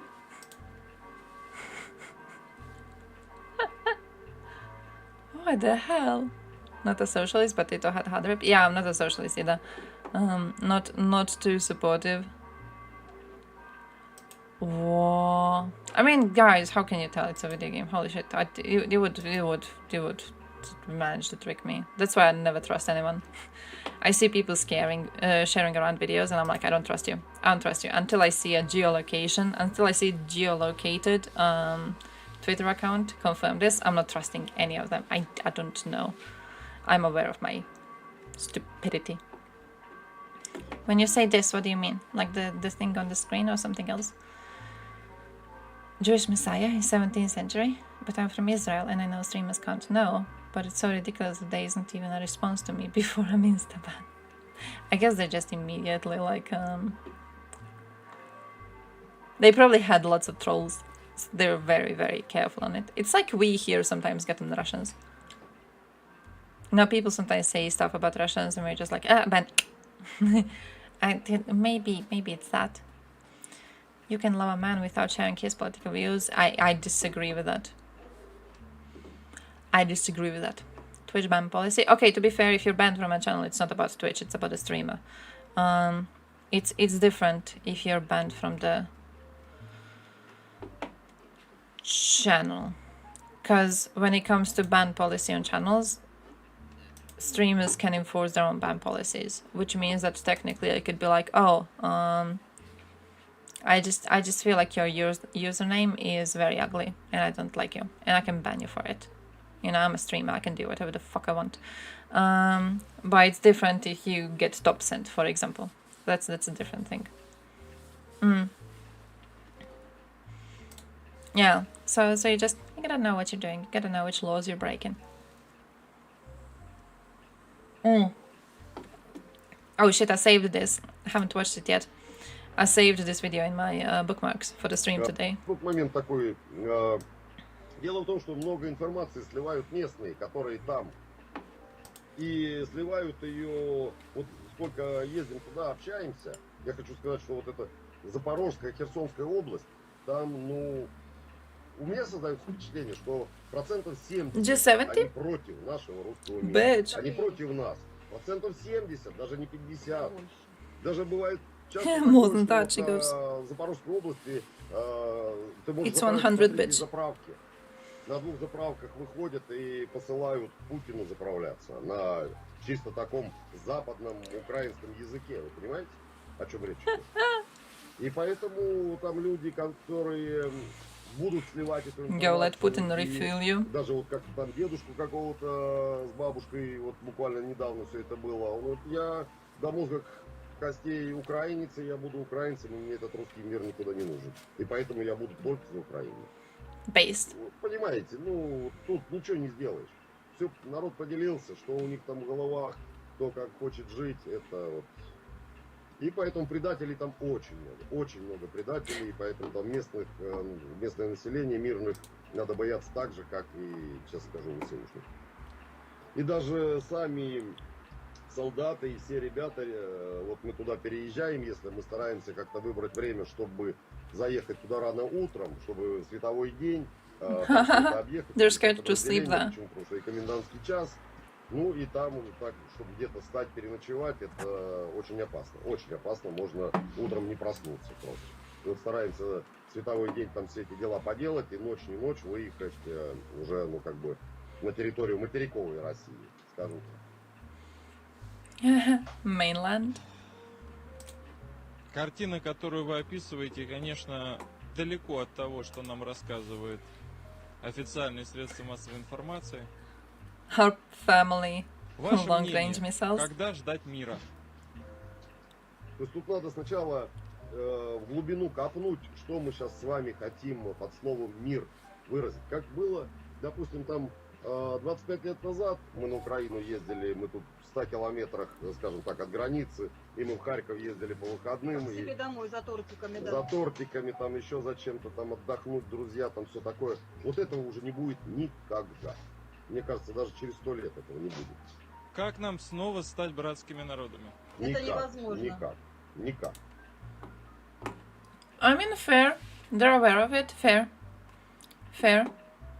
Oh yes, Sladkov. А как ты относишься к украинским противникам? Сначала я считаю, что как нация нации украинцев не существует, что это оболваненные русские, которые себя воспринимают как его противника. Я считаю, что противник должен быть уничтожен, потому что только мертвые теперь не стреляют. И мертвые разделают детей, которые Но ты говоришь о противнике. I'm so scared it's gonna cut to something not safe for work. оболваненный народ, но который много лет уже вкладывает, что они отдельная нация, то есть должна быть полноценная деукринизация, потому что с этнической точки зрения мы ничем не отличаемся. Отличия вот эти разные последние. Я нацист. Я нацист.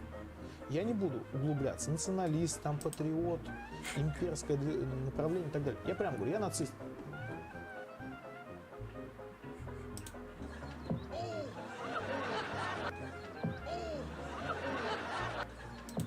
Sometimes I look at these memes and I'm like, damn.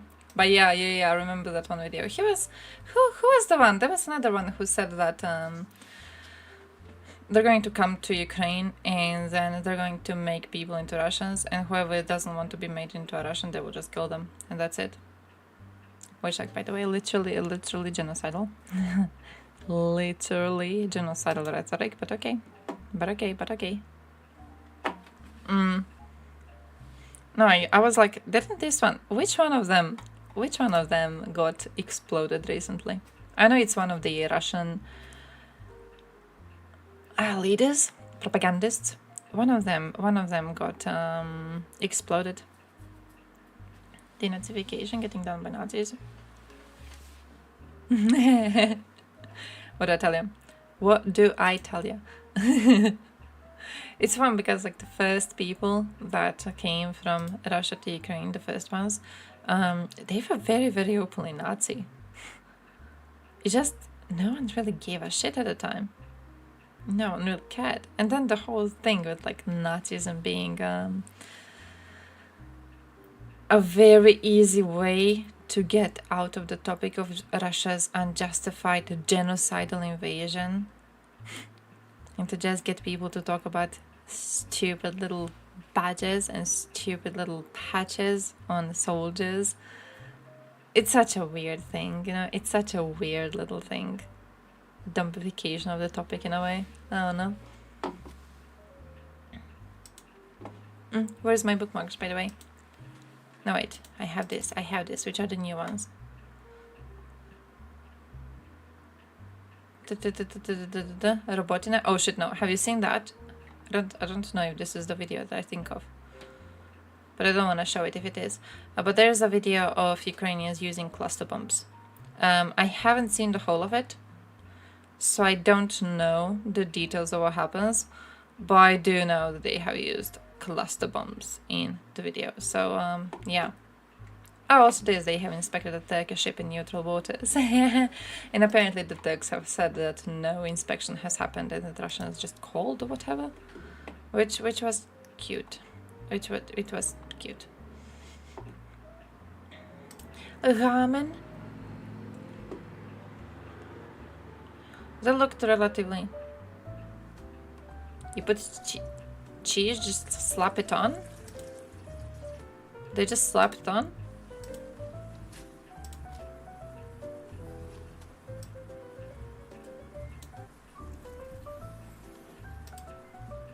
They just did a... Okay.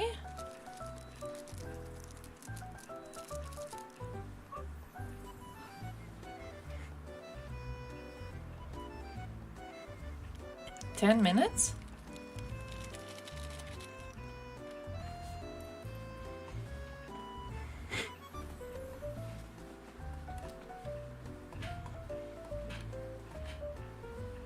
Finland? Wait, why would I? I think no. Were there conversations about it?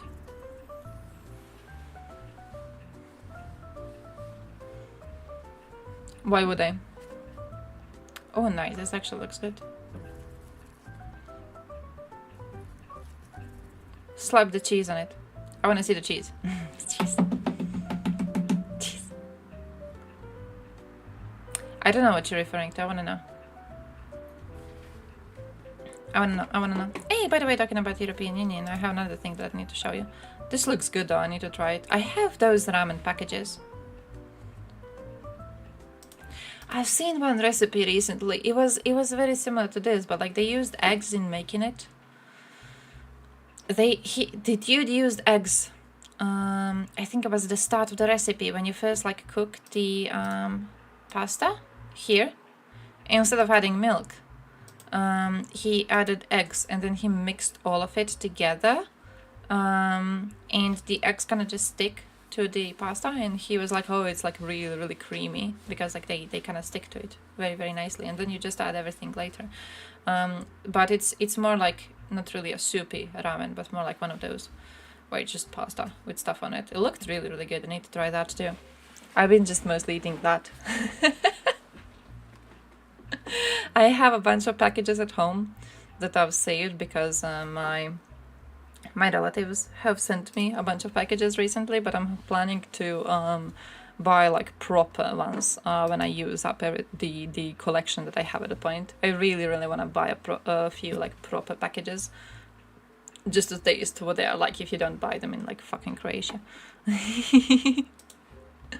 But yeah, I have no idea what happened in Finland. I did save a bunch of news to like look into today because, oh man, I'm so happy. I'm so fucking happy. Listen to me. I'm planning to stay awake until like 4 in the morning today. I'm so fucking happy about not having to work tomorrow and not having to work the day after. So I want to look into all the news that I have saved. And I want to make a post about all of them, and I want to add all of them to the news command. So then we would always like have it ready, right? I wanna make a backlog basically. So I did save a bunch of shit, but I don't know what it was, and I don't know what Finland is doing. But what I do know is that I have, I think, saved, where is it? I have, I think, saved for European Parliament, not European Parliament, but Eurostat. Look what they have. They, on the Young Youth Day, International Youth Day, 11th August 2023, they have created an interactive tool. Young Europeans. Come on. And I don't really know what it is because I haven't gone to it yet. I was like, I want to check it out on the stream. So now we're about to check it out, okay? So let's see what it is. It should be comparing yourself to like all the other young people in Europe. That's basically what it should be able to do. Skin color, hair color, this. More like this, huh? Choose your style. I don't want to. Continue. Oh, they have a continue thing. I am all young people. I'm not really. Woman living in Croatia. Then you could just like pick part of the 2.7% of young women aged 25 to 29 years in Croatia. What do you mean by that? Oh, how many young women? How many of all young women are here? Choose your universe. Work and education. Do we wanna? We wanna. No. Oh, 49.2%. Nice. 55.8% in Romania. 22.3% in Spain have attained secondary level of education. Have you looked or applied for jobs online? Yeah. No reply possible. Do you have a job? Yes. You're part of 66.8% of young women aged 25 to 29 years in Croatia who have a job. Oh, it's like 53.9% of young women in Italy have a job, and it's 87.6% in Malta. I've actually read something about Malta recently. Malta is doing really, really well when it comes to their employment statistics. Wait. Do you have a temporary contract? I guess? Kinda. 66.8%. Oh wait, this is the same as with Malta. They are having the same thing as with Malta. Life and well-being. Do you live with your parents? Kinda? Let's say yes. Whoa, 76 point. Hey, Croatia is the record on this. Croatia is the record. 76.1% of young women aged 25 to 29 years in Croatia who live with their parents. And it's only 2% in Denmark. What the fuck? Nice. 2%? That's nothing. Are you living in a different country than the country you were born in? Yes. You are part of the 8.3% of young women aged 25-29 who are living in a country different than their country of birth. Wait, it's 1.4% in Lithuania? Which means most Lithuanians were born in Lithuania, right? But then it's 54.2% in Luxembourg, which means that more than half young women aged 25 to 29 in Luxembourg were not born in Luxembourg. They were born somewhere else and they just moved there. Why would you go to Luxembourg? Why wouldn't you go to Croatia? Life satisfaction? Ooh, medium. Whoa! Who's at most on like high?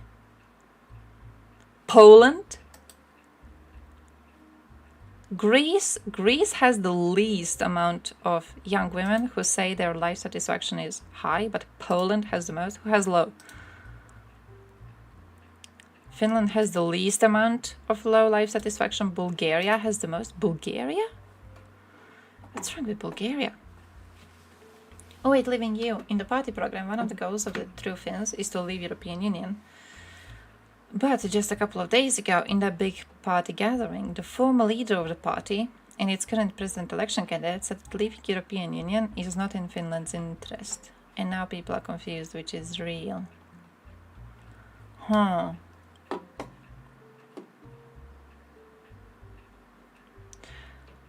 Are they just trying to what's the word? Are they just trying to figure out what option gets the most votes? Is that what's happening? Because that's what it kind of smells as. I'm gonna say medium. As like oh yeah, we'll present both options to the voters just to see what they say. Do you have chronic health issues that limit your activities? No. 93. Avery Valley Coast. Malta has 97.7. Denmark? Denmark has 65.2% of young women aged 25-29 who do not have a chronic health issue limiting their activity. That's a low number of people who do. What the hell? That is weird. Health fair, I guess. 3.8%. Wait, what is bad? Who has most bad? Bulgaria has 0.1% bad. Denmark has 7.8%. Croatia has most people in good. So does Malta? No, I want to say fair though. I want to say fair. Do you smoke? No.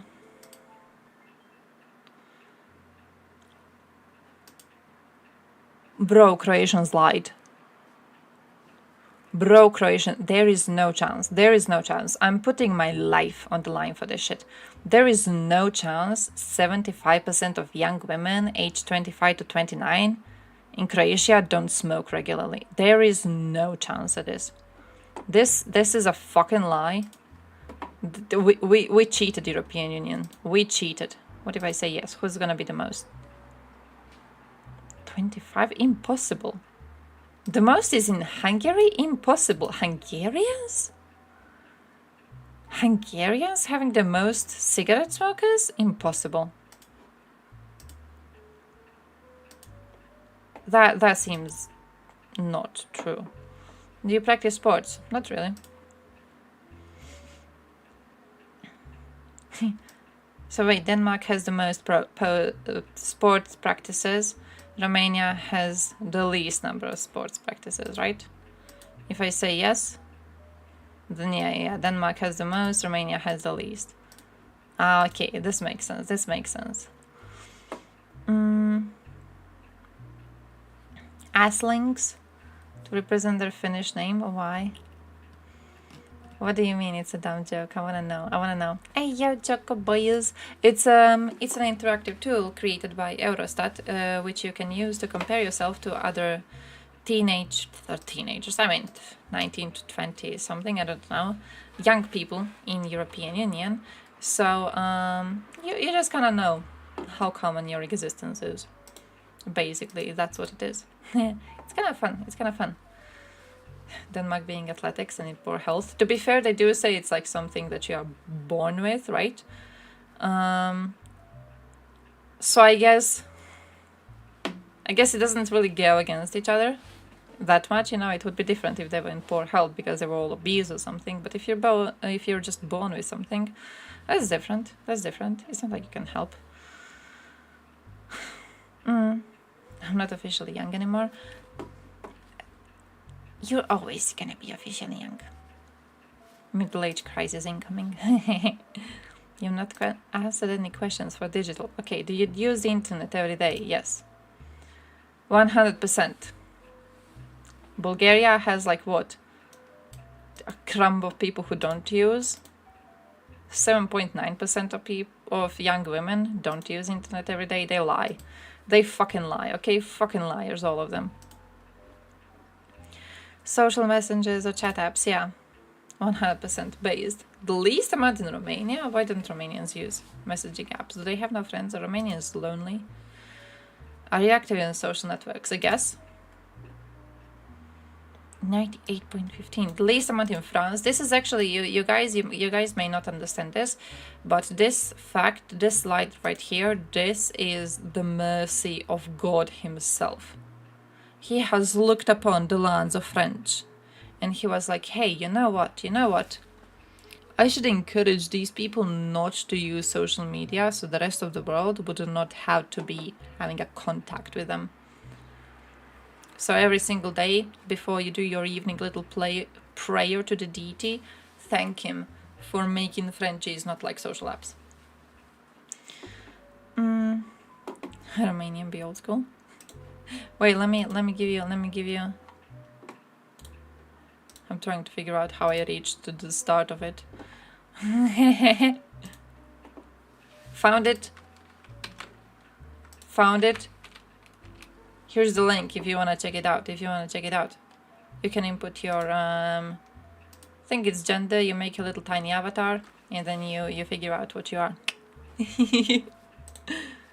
Do you play games online? Yes. 37.9%. Most women gamers in Finland. The least amount in Poland.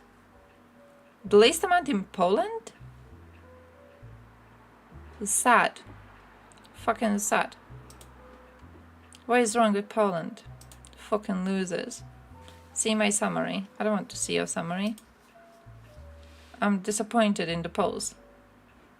Oh, that's the summary. The summary is that you have finished. As you would expect from some nerds at Eurostat to be making a interactive tool. I don't know if you've seen Eurostat. Do you use Eurostat? I hate using it. I love it, but I hate it. But it basically it has the best, I want to say, data on like see like useless stuff like this. European Union ice cream production. But it's so fucking hard when you try to like go through the proper data sets, or if you try to seek out a specific data set, it's so hard to find it. It is almost impossible to like fucking reach it. I remember looking into when I was doing the research on crime in Sweden, and I wanted to look into I just wanted a simple table of, you know, specific crime cases and how often they have been happening in the previous years. It was impossible to find it. They give you so many other options and they don't give you exactly what you need. It's wild. There's so much data on Eurostat. I love it though. It's very, very useful as a source. Hey, also, I need to show you my videos. I haven't shown you my videos yet, and you haven't seen any of my videos. And I feel that's relatively sad. So, here's my populism video that I have saved and wanted to show you, and then didn't, because we watched my game theory video. Pause. Okay. Because guys, we watched my game theory video, which I hope you like, by the way, because I love game theory very, very, very, very, very much. But then I didn't have time to show you my populism video, and I think this woman is really, really cool, and I think she's really, really smart, and I also think you must know what populism is.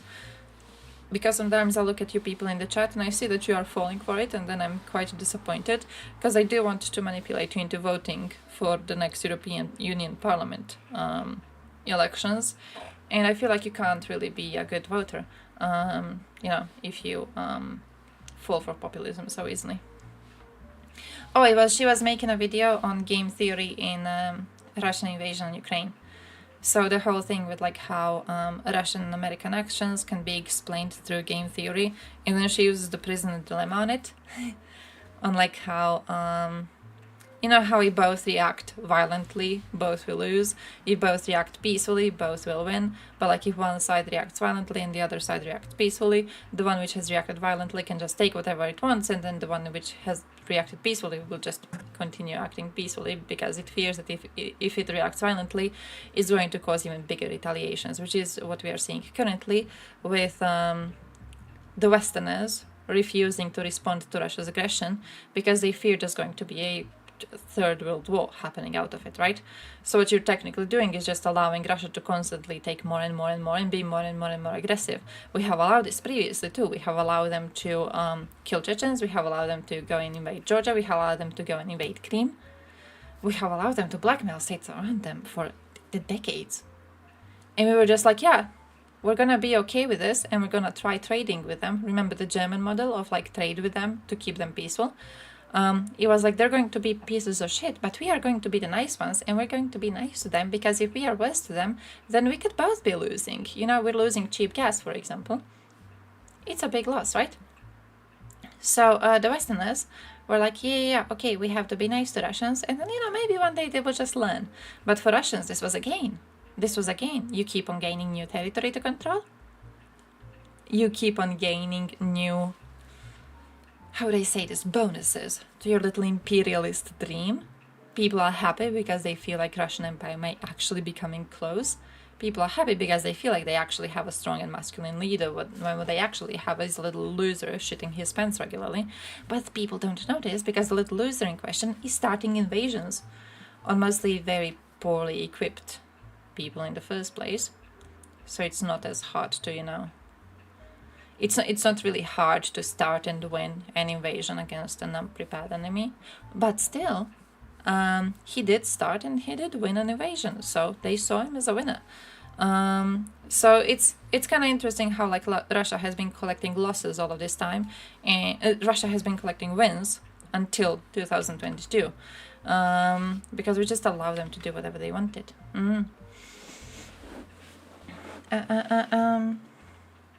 I don't live in the West, so I don't have to vote for things. I mean, wherever you live, though, your existence is having an impact.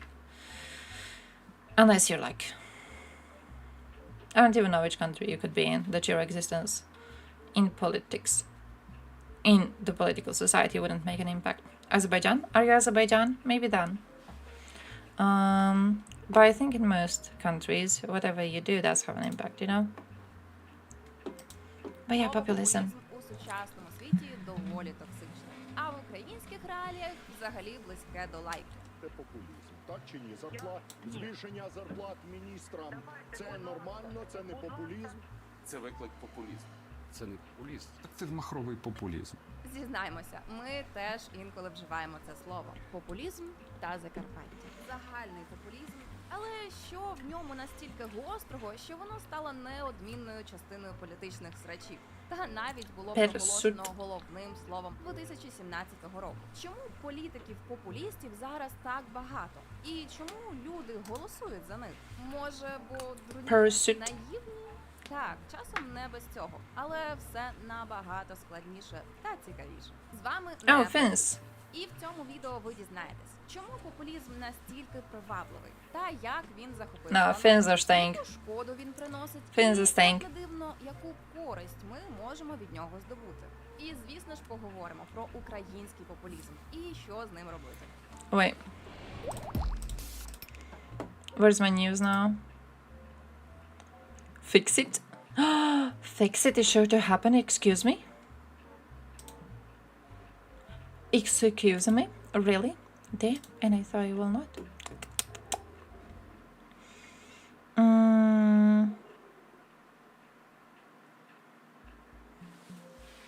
Half of voters want a second Brexit referendum in next decade. Fair.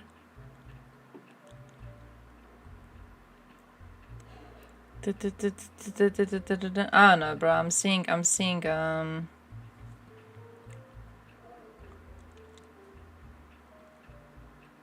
Germans, Frenchies, Algeria, Denmark, Italy. Finns, I don't want to hurt your little feelings, my dudes, but Finns seem to be relatively irrelevant. Look, they're talking about Dodik. Finland, nothing. Let me go to Europe and then Finland. If Croatia ever leaves European Union, Slovenia, be careful. Or the Croats might take the coastline with them.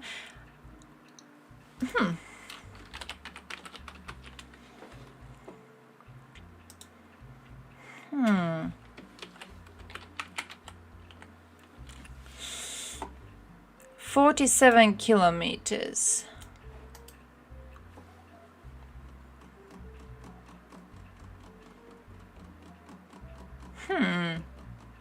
It could pay off. It could pay off, I guess. They're little rich bitches anyways. Okay, we can take their coastline. What do they need a coastline for? Okay, what are they even doing? Is anyone coming as like a tourist to the Slovenian coastline?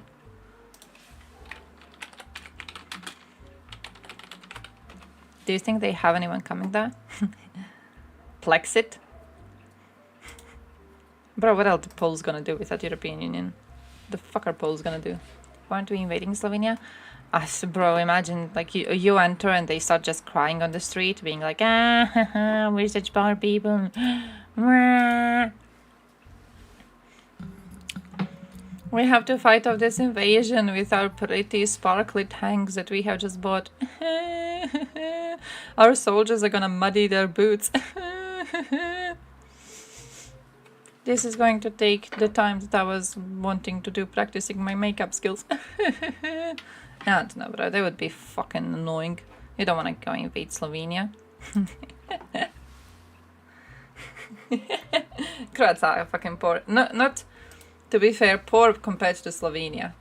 Not poor compared to, like, Serbia. So it's like, we're in the middle. We're in the middle.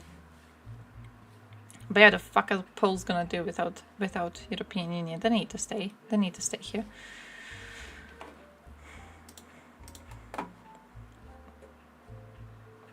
Oh no, I wanted statistics. I don't want their tourism bullshit.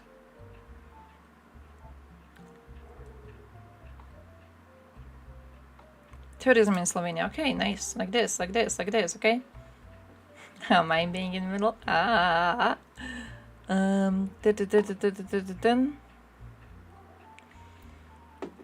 see, they don't really have many people going to the... Oh, Piran. Okay, Piran.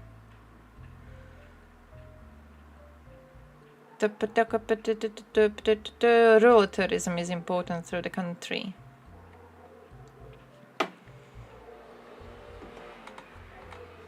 Yeah, they're okay, but they're not us. You know what I mean? They're not us. Tourism. Look at us. Look at us, my dude. Okay? 20% of our GDP is tourism. You compare that to Slovenians? Come on. If we had their coastline, bro, tourism would be making 25% of our GDP at least, okay? We would be so good at using it. Catholics took all the coast. Excuse me. You little disrespectful person. Excuse me. You may observe. You may observe, okay? I understand you don't know enough about the geography of Europe, okay? It's hard to remember. But you may observe if you look at Europe. And then if you zoom in to Bosnia. See this? See this? That's Bosnian coastline. Okay, they have some of it. You're welcome. It wasn't Catholics hoarding all of it, okay? We let the Bosnians have a part. We are a charitable, nice people. Where do I show it to you so you can see it better? See? Observe this. What is this, you think? It's a map. It's a map. What is this? It's a coastline belonging to Bosnia. Okay? So, you're welcome. This is the famous Catholic, you know, charitable soul. We have given them a chunk of coastline, the best chunk of coastline we could have. If we had this part of coastline, tourism would be making 22% of our national GDP. Fun fact. But actually, we don't have it because we gave it to Bosnia. Okay, so we're nice people. We're nice people. It's like it's almost as if we are Jesus, just better, because he never gave coastline to anyone, and we gave it to Bosnia. So you're welcome. Where's my populism? Hey, Froggy, how are you doing?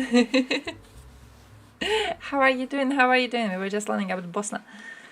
They should take more coastline. Bosnians? Nah. I think nah. Cause nah. Like, come on, look at this coastline, Croatian. Look at this coastline up here, Croatian. Okay? Like, where are they gonna go? You can't take a coastline from Croatia. Bro, Serbia has no coastline. If Serbia had a way to help anyone, Serbia would have its own coastline. If Serbia was in any way fucking good at helping retake land, Serbia wouldn't be coastline-less. What the fuck is their help gonna do? They're gonna come there and gonna be like, we have started a bunch of wars so far, lost every single one of them. Come here. Actually, yeah. All Serbs in your country, they come to aid, they start crying about how everyone hates Serbs. You create a new artificial sea, you might actually have quite good coastline. Finland, what's Finland doing? Finns party ministers have no need to actively repent for past writings. What were their past writings? Racism. Lawmakers blast Finland's treatment of Christians? Hey, thank you, Alec. Thank you. Thank you for supporting me in my fight against the Finnish mistreatment of Christians. US representative. Some USA dude. What's he doing here? Led the effort to raise concerns about how Finland is treating a Lutheran bishop and member of parliament who posted in favor of traditional marriage online. What?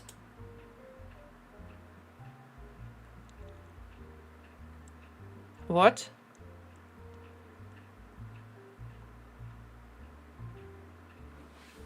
Yeah, here's the link. Here's the link. I'm trying to figure out what happened.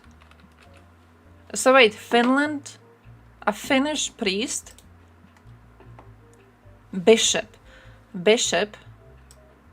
posted online comments against the progressive LGBT stance.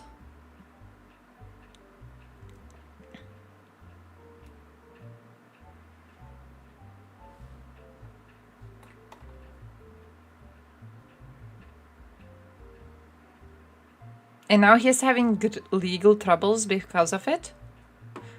Their legal troubles for alleged hate speech began in 2019, and they were acquitted. But now the prosecution has appealed. Okay. So like a Finnish priest says stupid shit. The state is like, hey, Finnish priest, stop saying stupid shit.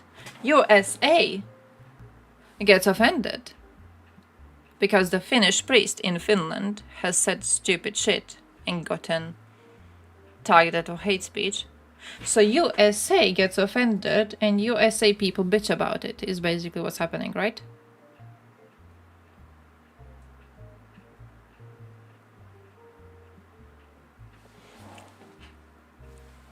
That makes sense, I guess. You didn't make it Croatia. Hey, sorry, I'm still not used to the new setup.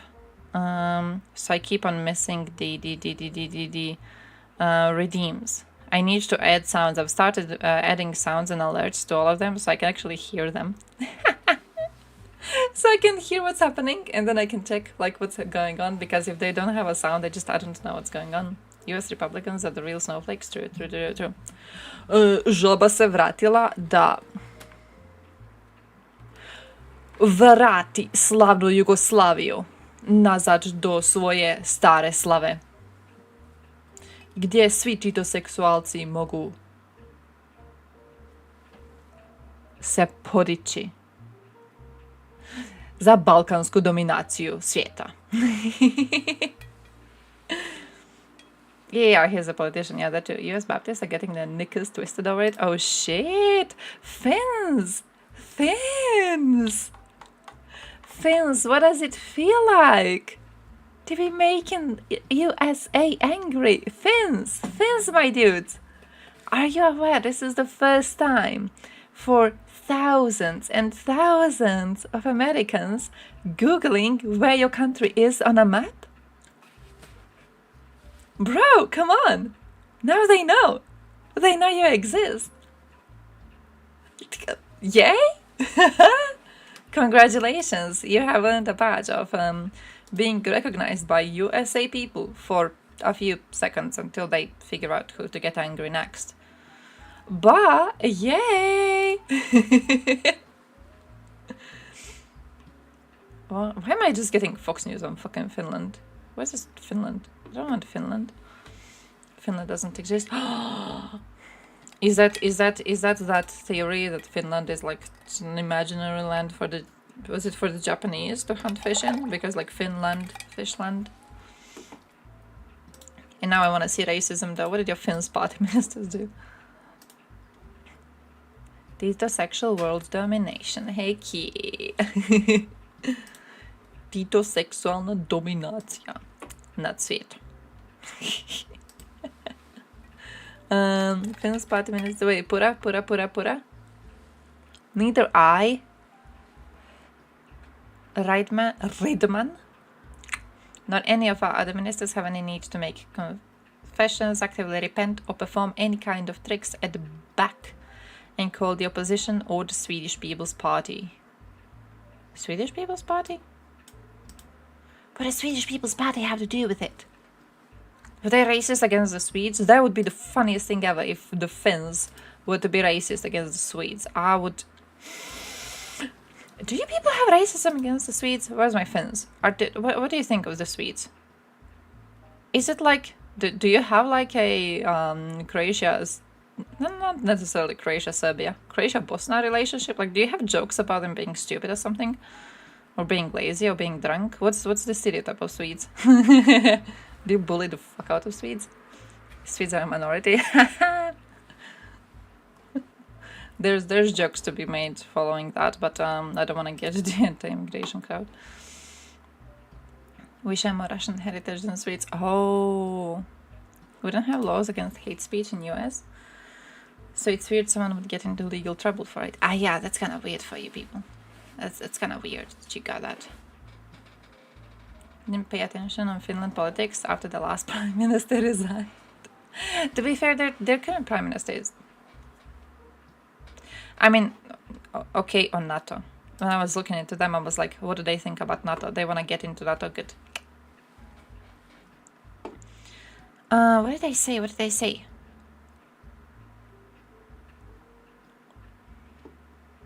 Henriksson wants to see genuine action and remorse from the Finnish party.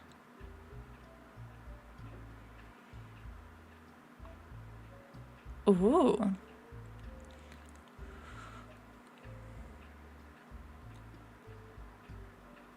What did I say?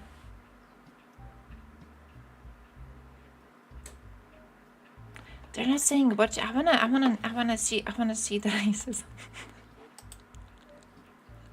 I wanna see how bad it was.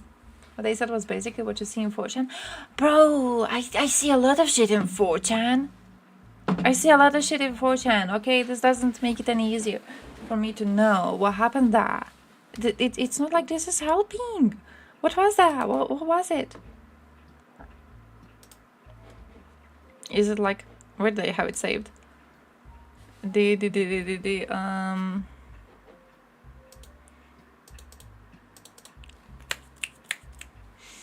AFD one. Remember AFD? You remember AFD doing the whole Nazi speech thing? Like, was it something like that? Where's AFD? Was it something like that?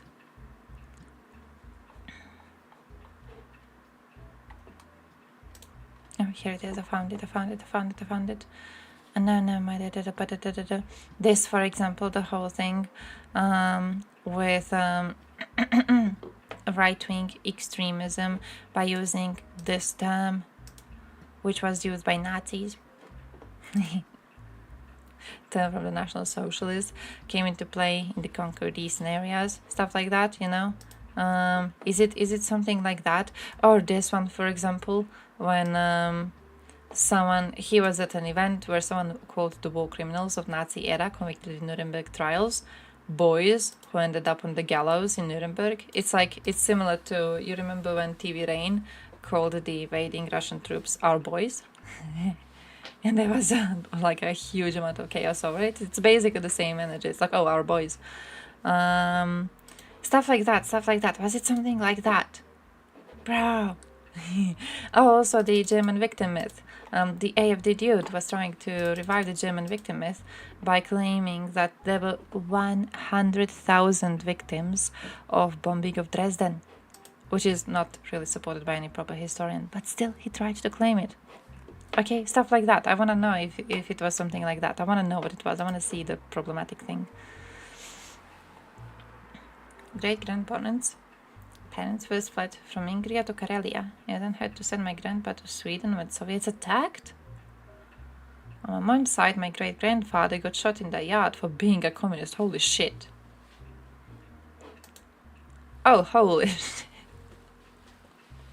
I have nothing of the sort. That is nice.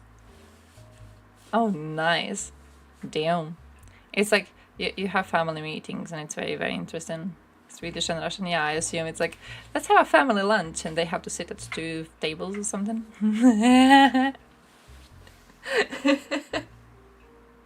Because they're just gonna beat each other up. I mean, technically one part of your family is in NATO right now, so I guess the family lunch is gonna become a lot more peaceful. Dresden stuff got started by Russia to further the goal of spreading communism. Wait, the Dresden stuff? Oh, the victim myth?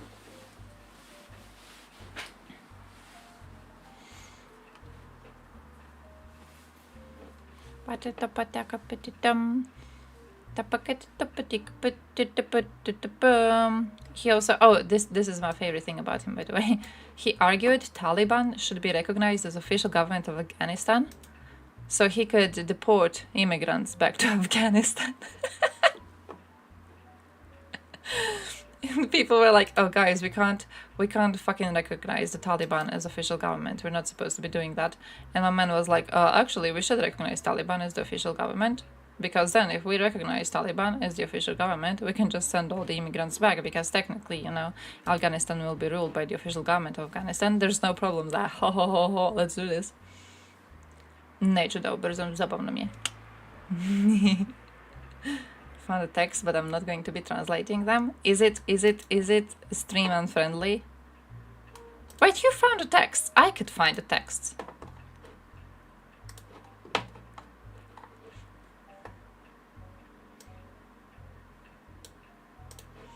How did you find the text? Okay, listen, I'm gonna do the million brain decision.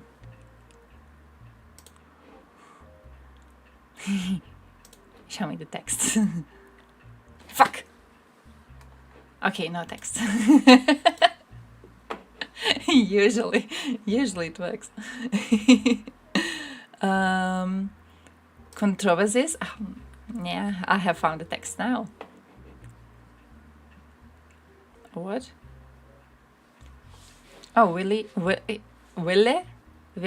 Oh, his name fits him. Wille. Oh, his name fits him. He looks... Yeah. Oh, nice. I like him. I like this dude. Wait, he was one of the racist ones, right? Maybe I don't like the dude. He looks like that, oh. Cute. Wait, where was she racist? She used the N-word. Oh, Oh, okay, it really is 4chan. Oh, it really is 4chan. Okay. The 4chan user in Finnish politics. How did you guys allow her to get in? How did you guys reach this sort of a situation? She wrote about a confrontation on a suburban train with a group of young immigrants. If they gave me a gun, there'd be bodies on a commuter train, you see?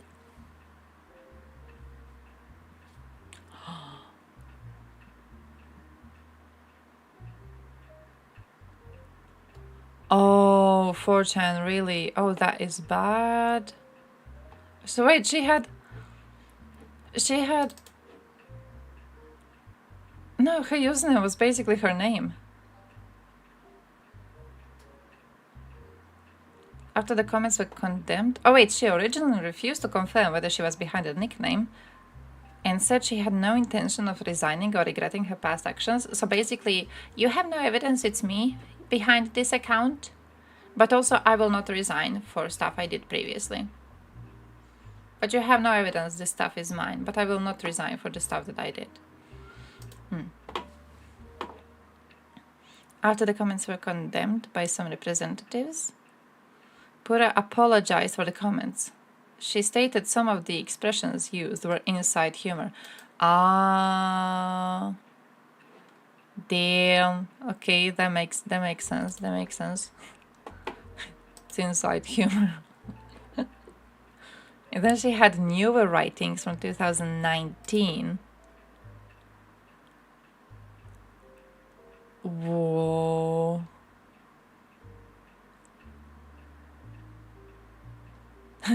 Orpo clarified he considers the writings to advocate for women's rights. Bro. Wait, when was the apology? Oh, 223. Oh, by 13 July 2023, all opposition parties demanded that Speaker of the Parliament, who belongs to the same party as her, would recall Parliament from summer break to hold a vote in confidence of Pura. Aye.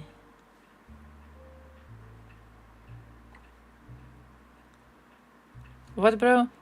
According to a survey conducted between 14th and 19th July 2023, 47% thought Pura should resign, 40% thought she shouldn't. You know the comment she's been making, and you're like, yeah, she's okay to stay. She's a GG. She wrote that she hoped for a 17-year-old girl would take responsibility for being sexually assaulted after fainting from alcohol intoxication, and that it taught the girl a lesson? But what's wrong with you people? Finns, what is this? What is this? I thought you were nice. I thought you were like, you know, nuclear power, yay, let's get into NATO types of people. What is this? What is a blue-eyed? Okay, that makes a lot of sense actually. Android confirmed. Android confirmed. Okay, it's not a Finn, not a person. Coolest serial killers? Is true crime a topic for Twitch.tv? Because there's one really bad one in Russia, but I don't know if you're allowed to talk about this shit on Twitch. We are pragmatic, but culturally insular and chosen time. Oh, like separated? Old saying about two wolves. There's two wolves inside of you. One of them is racist. The other one is racist. You are racist. That's fair.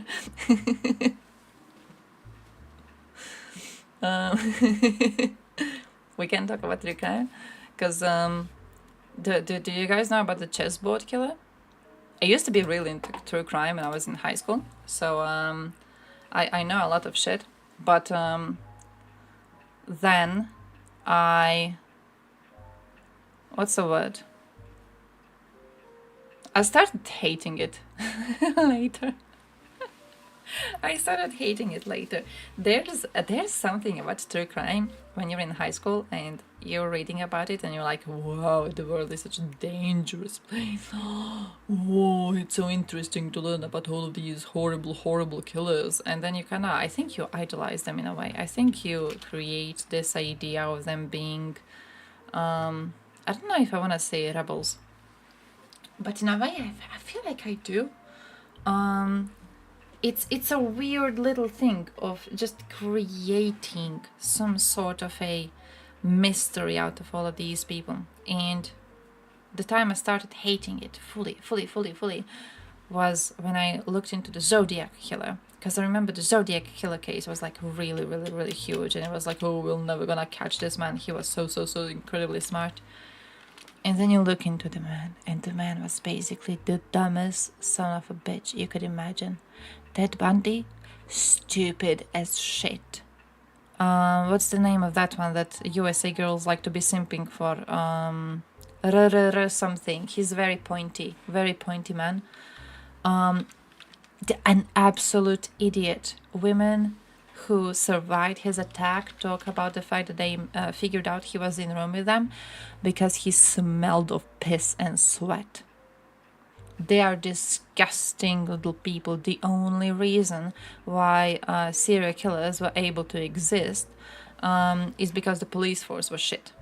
So if you look into the Zodiac, for example, they almost caught the man several times, and every single time they were just unable to test the evidence properly, or they were unable to get information properly. It's also why we don't really have serial killers anymore. It's because the police has gotten, too good, and they can't catch them anymore. But like, bro, it was so easy for them to just go away unpunished before. It's ridiculous. You've never met a male true crime fan? Yeah, it does seem to be almost exclusively a female hobby in my experience too. I know some men who are into it, but I do know mostly women. I don't know why. Is the Zodiac Killer also an insult? Yeah, something like that. Yeah. I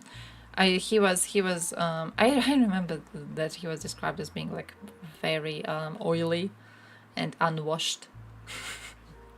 So then you look into true crime fans online and you see what they post, and you see how they create, like, it's creating icons out of these men, and they're just fucking useless, and that most of them were just useless their entire lives, and then they went to do killings and they weren't caught just because the police was unable to kill them.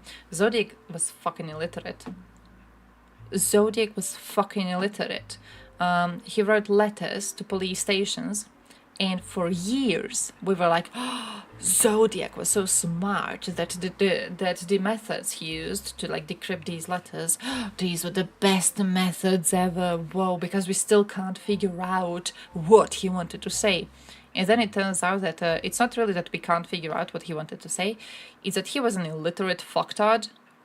So when people were trying to figure out what he was wanting to say, people were trying to be like, yeah, okay, this is a normal sentence structure. Let's try to figure out how to translate his writing into a normal sentence structure. And it didn't work. Because he was an illiterate bastard. When they figured out that he was illiterate, it was so much easier to just figure out what he was trying to say. You can find the transcripts of letters online. It's just... my man was lost. My man was just hallucinating bullshit. Russian couple that streamed and they got tips. Some man can abuse the girl. Oh shit, yeah, he threw her outside and she froze to death. Wait, they were Russian? I didn't know they were Russian. I do know the story. I didn't know they were Russian. Holy shit. JCS videos? Yeah, I haven't watched them on the stream. No. But I have watched them off stream. Great videos.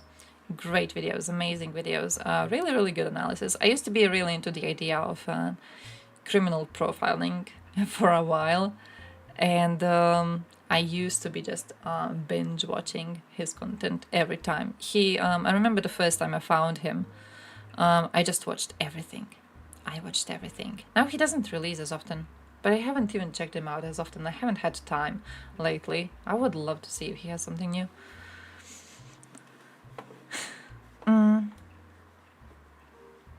Bunch of chicks that seem for serial killers. Yeah, that too. That too.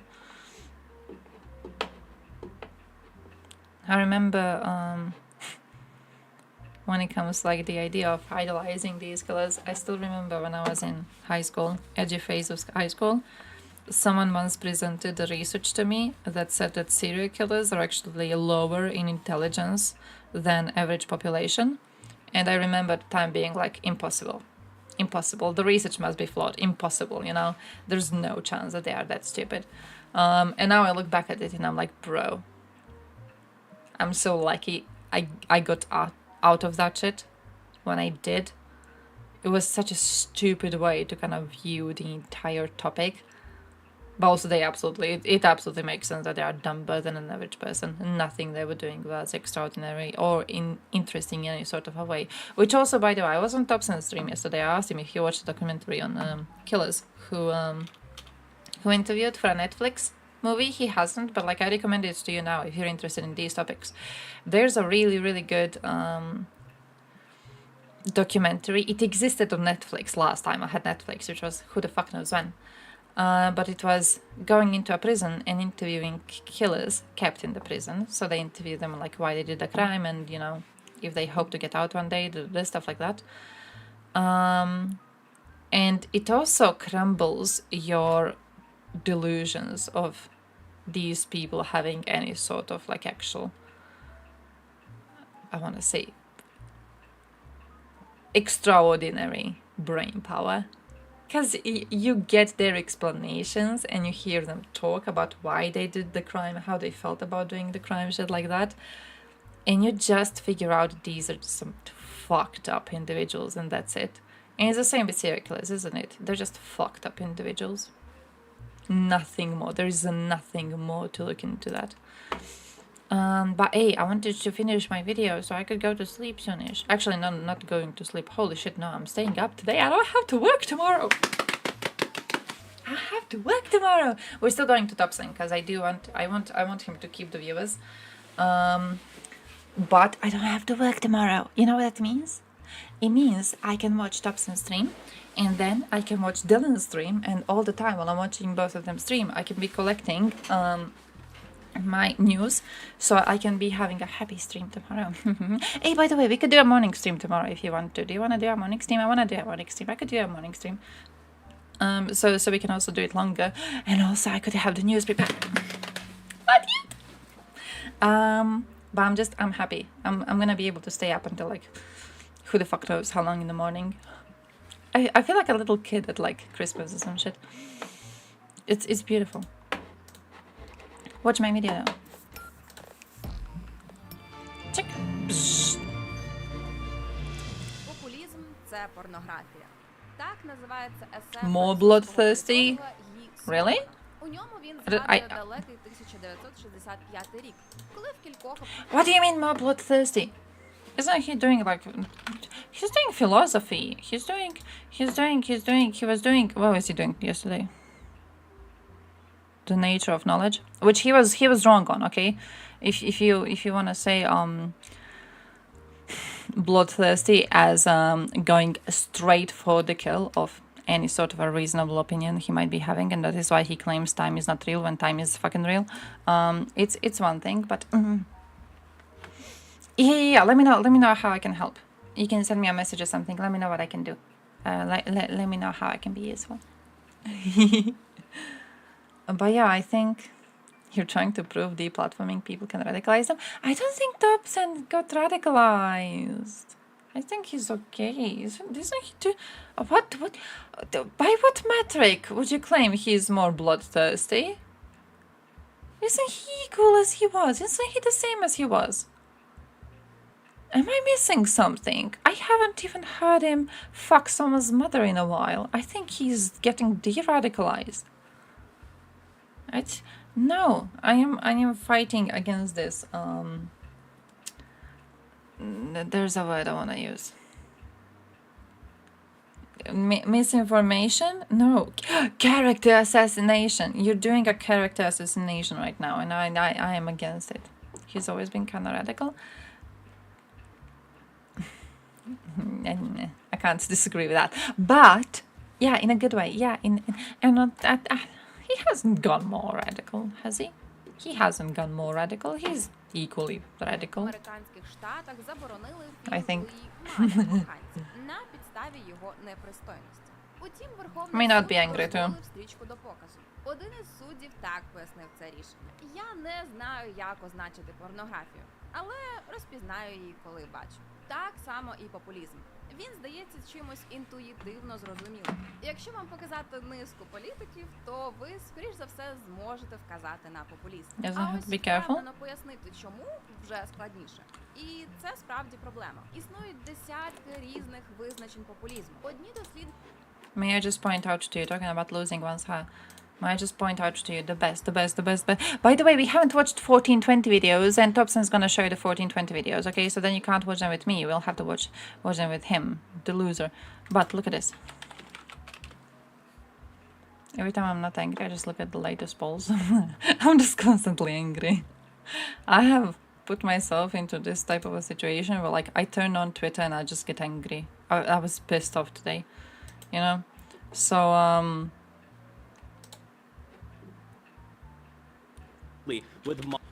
where is he? Was it here? This man named Stefan Bandera, a 5'4" balding fuck. Okay, last. The way it just cuts to him. I keep on thinking about this every single time I remember the video. 5'4" balding fuck, and it just pops on the screen. Best part of the video. Best part of the video. Go watch the video just for that. стверджують, що популізм – це ідеологія. Інші рішуче заперечують. Мовляв, це скоріше політична логіка чи технологія. Зрештою, під сумнів ставиться саме існування популізму.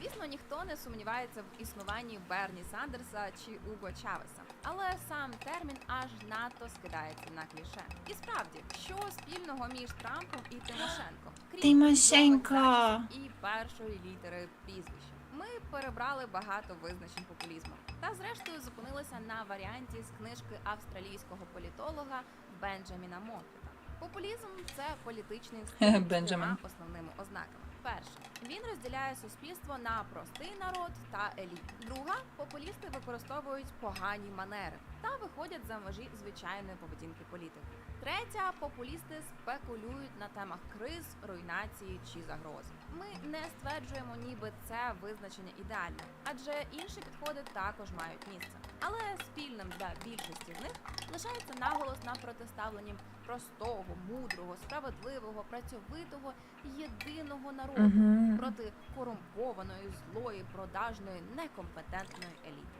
Звідси і назва, що походить від латинського populus, тобто народ. I have a relative who started balding at the age of 12. You're never safe. Еліти може набувати різних форм та проявів. А проявом любові до нашого каналу є ваші вподобайки, коментарі. Like, have you ever seen a balding 12-year-old? Люди, яких ви бачите на екрані. Дуже вдячні за вашу довіру та підтримку. Не забувайте, ви відкриті пропозиції та запитань. Тож нумо підтримувати спілкування в коментарях. Популізм може бути проєктом однієї харизматичної людини, чий політичний капітал складається з strongest Balkan genes right there. Найбільше це властиво Латинській Америці. Згадайте хоча б кількаразового президента Перу Альберто Фухіморі з маріонетковими партіями, що не заважало йому самому бути в руках очільника власної розвідки на ім'я Croatian genes are strong. Not all Balkan genes are strong, okay? Політика Латинської Америки – це не лише Піночет і наркобарони. Тож, якщо вам цікаво дізнатися про них більше, пишіть в коментарях. А от найоригінальнішим прикладом вождизму є нідерландський політик Герт Вілдерс, чия ультраправа партія «Свободи» займає 3-те місце у нижній палаті парламенту. Іронія в тому, що Вілдерс – член своєї партії. Інакше кажучи, я єдиний, хто на це здатний. Bro, these dubbed clips she shows sometimes. This is so weird. Whenever I see that, I'm like, why? Не належить до партії, що значною мірою побудована навколо особистого бренду Вілдерса та дає йому повну владу. Також популістськими можуть бути і стихійні об'єднання, такі як ультралівий американський рух «Захопи Уолл-стріт» і його двійник з правого боку рух чаювання. The Tea Party movement. Із незадоволення американською елітою, яка, Oh. на думку учасників рухів, діє не в інтересах простого народу. Wow. І нарешті носієм популізму може бути політична партія, справжня, а не фасадна. Найвідомішими є права французька партія «Національний фронт» з Марі Ле Пен, а також ліва грецька партія «Сіріза» та ліва іспанська «Подемос», які об'єднані дружніми стосунками. Риторика популізму гнучка та залежить від базової ідеології політичного проєкту, а також країни. Hey, by the way, I wanted to talk to you about this. I saw a great analysis of Vučić recently. It was on Sib News, and it was on how he is a nationalist and not a patriot, because he likes calling himself a patriot. And they were like, no, this is nationalism. This can't be patriotism. And their idea is that nationalism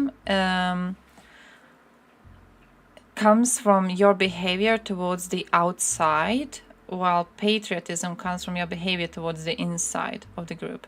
So patriotism, for example, is being proud of your nation and wanting it to get better, right? So you're proud of what it is and you want it to be even better, and you work actively towards making it better because, you see it as part of yourself in a way. While they see nationalism as like not really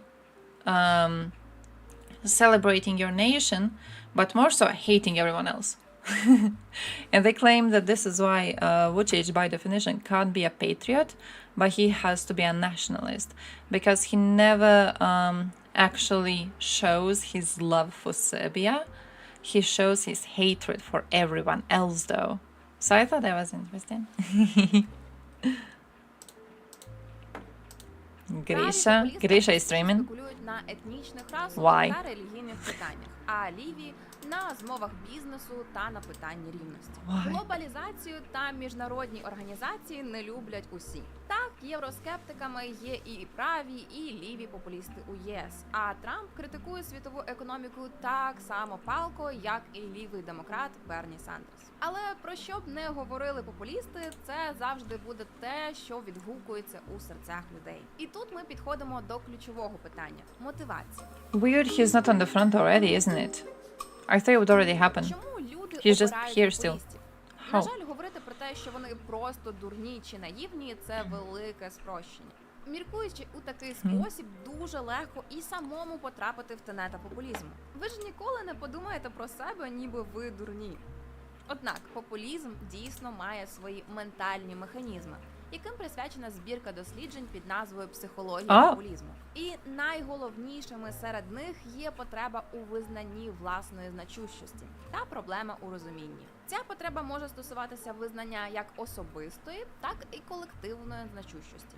Наголос може бути на економічній складовій, тобто на гідних зарплатах і стабільності, або ж на культурній, наприклад, на захисті ідентичності, гендерної, етнічної або релігійної. Але ви скажете, Альона, так усі хочуть цього. Невже погано бажати поваги, належного ставлення та розуміння? Хіба політики в демократичних країнах не повинні цьому сприяти? Хіба навколо нас немає корупції, несправедливості і тупості політики? Так. By the way, you mentioned the hair, but like I think what's going on is that this is her natural brown, and she just didn't dye the new roots coming out, so she has the natural brown and then the red, because like you can see the line. So that's what I'm seeing. І саме тому популізм – це така спокуса. Адже він говорить про речі, які справді викликають занепокоєння. Звісно, не всі проблеми настільки погані, якими їх змальовують популісти. Нагнітання паніки та гіперболізація надто спокусливі. This too, by the way, this is connected to the news we talked about the tons of cocaine seized in Netherlands. The Netherlands drug issue has been used by populists in Netherlands to claim that soon the society is gonna collapse. So they have used it as a way to try and fight against, you know, adopting the Western norms of allowing the immigrants in your country and stuff like that. Yeah, tons of cocaine got seized. Tons, okay? Fucking impressive.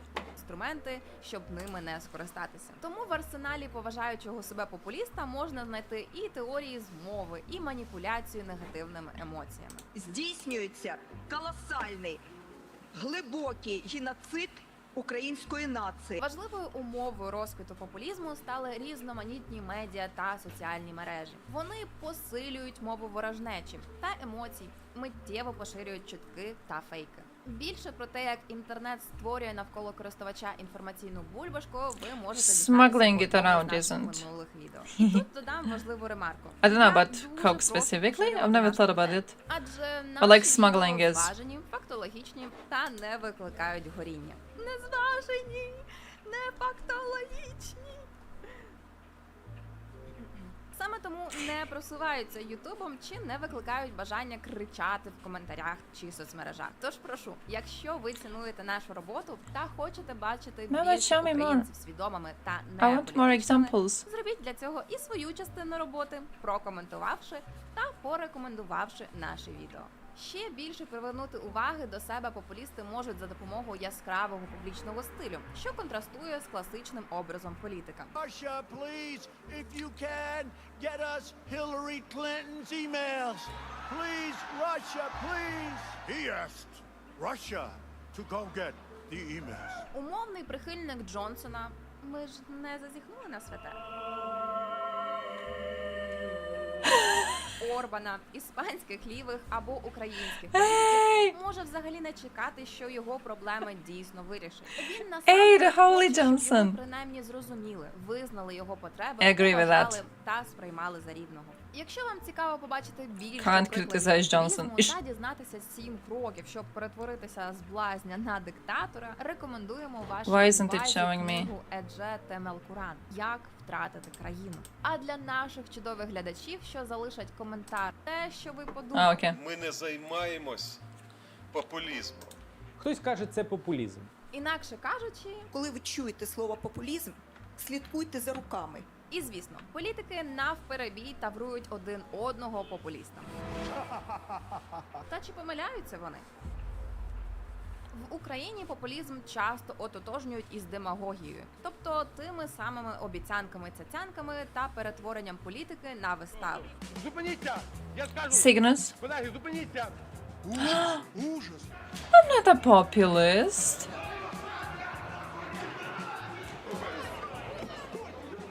I'm not a populist. I'm not saying society is gonna crumble around you. Ми ж будемо виходити з визначення популізму як What загравання else з was it? простим народом на противагу поганим. Flirting with the common З people. першим компонентом усе ніби I do ясно. like flirting with the Кожна commoners. політична агітація у нас складається зі звернення до робочого I may be a населення. populist after all. Вчителів, студентів, продавців, пенсіонерів. Вони знову обіцяють робочі місця для кожного, витуривши 7 мільйонів українців на заробітки за кордон. За помаранчевих життя було нестерпним. Коротше кажучи, стереотипного I простого called народу. Thompson cute А ось recently. хто може Is that me претендувати на flirting роль with the ворога? commoners? Хто десятиліттями краде багатство України, обманює населення, породив корупцію та підняв ціни на газ. Дуже схоже на Росію, проте ні. Ми зараз кажемо про ворога, проти якого Corruption. виступали і Шуфрич, і Янукович. Даємо ще пару секунд. Так, це корумпована і недієздатна влада. Точніше, Корумпована і недієздатна влада. її образ What do you може mean, різнитися, royalty? але What do you найчастіше mean, вона royalty? пов'язана з олігархами, які на замовлення Кремля або страшних міжнародних організацій типу МВФ Man чи thinks НАТО time doesn't давно exist. вже злили Україну. Вони контролюють And also he's телеканали kinda та slut. спонсорують трешові партії, які дбають лише про власне збагачення. Тим часом наш політик відстоює національні інтереси. Обіцяє перемогти олігархів, знизити ціни на газ у 2, тобто в 4 рази. І має простий план. This is like watching Croatian politics. Ми повинні згуртуватися. Повинні прийняти правильне рішення. Ми повинні перемогти. What was this? Разом. Це ж було вже. Так, якби не йшлося про український контекст, ви б сказали, що це дуже крутий політик. Ключове слово «якби».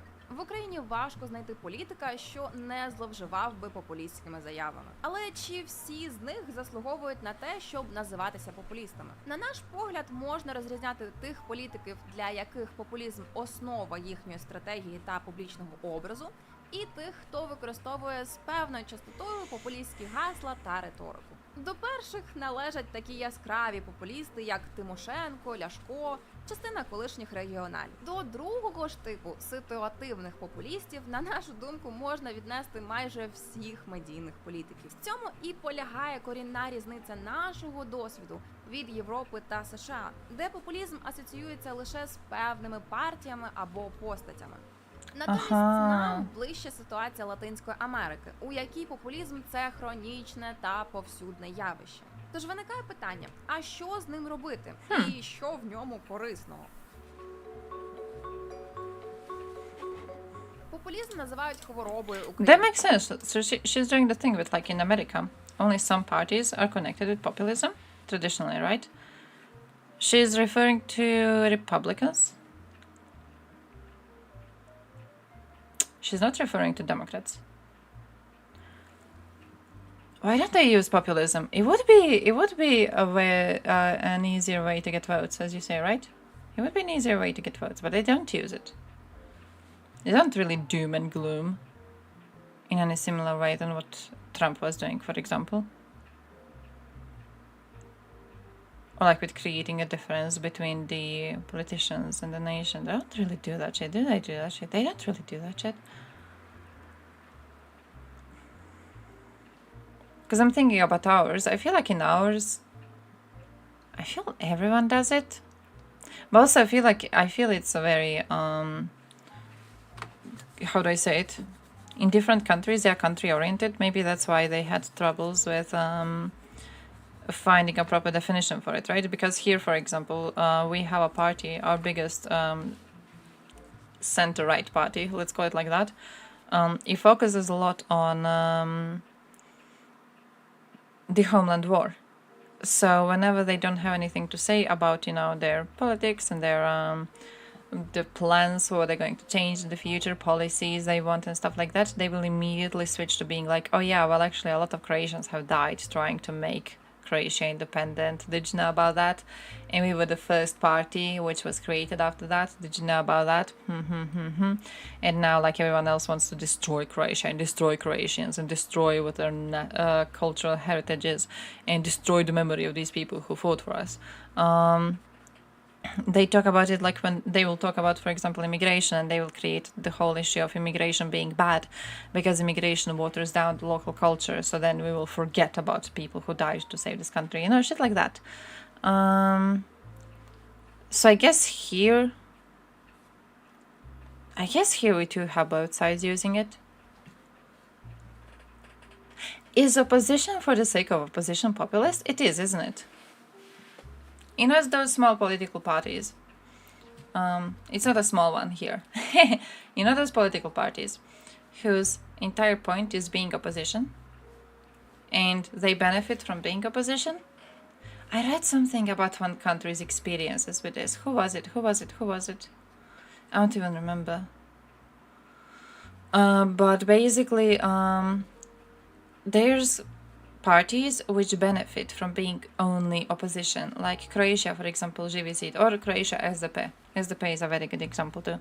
SDP is our center-left party. The center-left hasn't really had a lot of chances to be leading the country anywhere, because usually center-right party, HDZ, steals all of their votes. And the center-left benefits from constantly pointing this out. So whenever they have public speeches or whatever, they will be like, oh yeah, we never were allowed to lead the country, and look at the position country is in.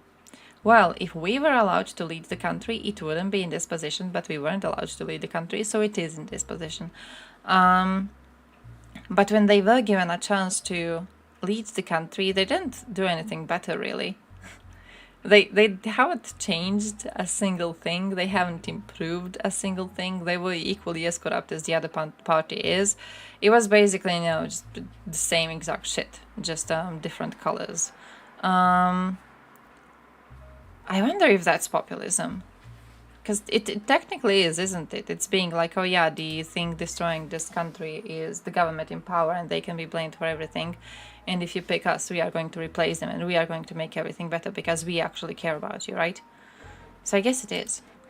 Політики на рівні з корупцією чи некомпетентністю. Втім, якщо подивитися уважніше, то стане ясно, що популізм – це не стільки хвороба, скільки симптом глибших проблем у суспільстві.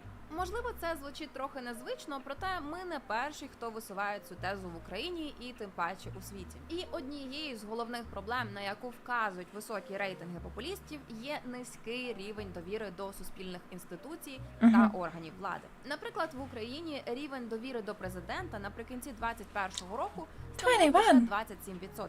До уряду 14, а до Верховної Ради узагалі 11%. Під час повномасштабного вторгнення рівень довіри майже до всіх інституцій в суспільстві зріс.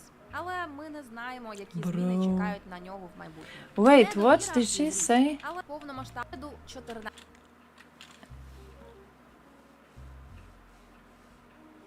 Level of trust in the president has been only 27.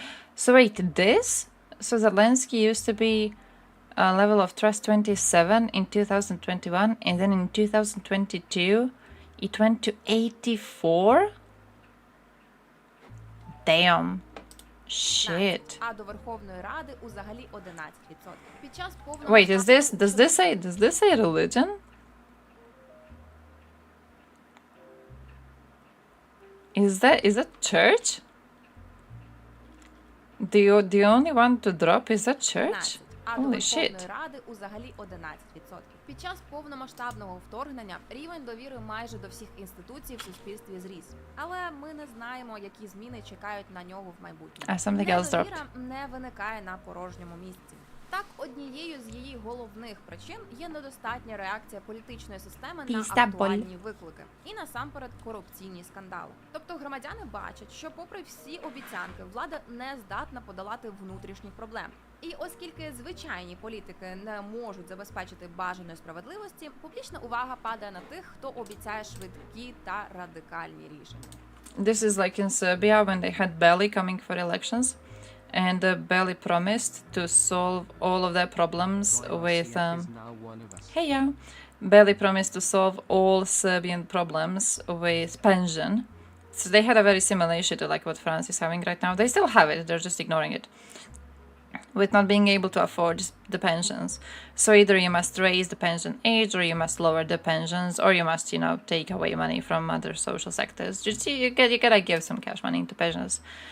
And Belly was trying to be the president of Serbia for a while. He was the best candidate they ever had.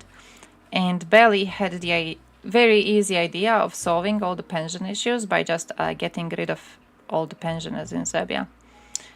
Belly was pro execution of pensioners. And Belly got a lot of votes. He was one of the favorites for the elections. Then he mysteriously stopped his campaign. People have alleged that Vucic made him stop trying to be the president because Belly was becoming too strong. But yeah, it's that basically. Belly is the purest of what populism has to offer, I would say. Ми маємо право, як виключення, ввести смертну кару за корупцію.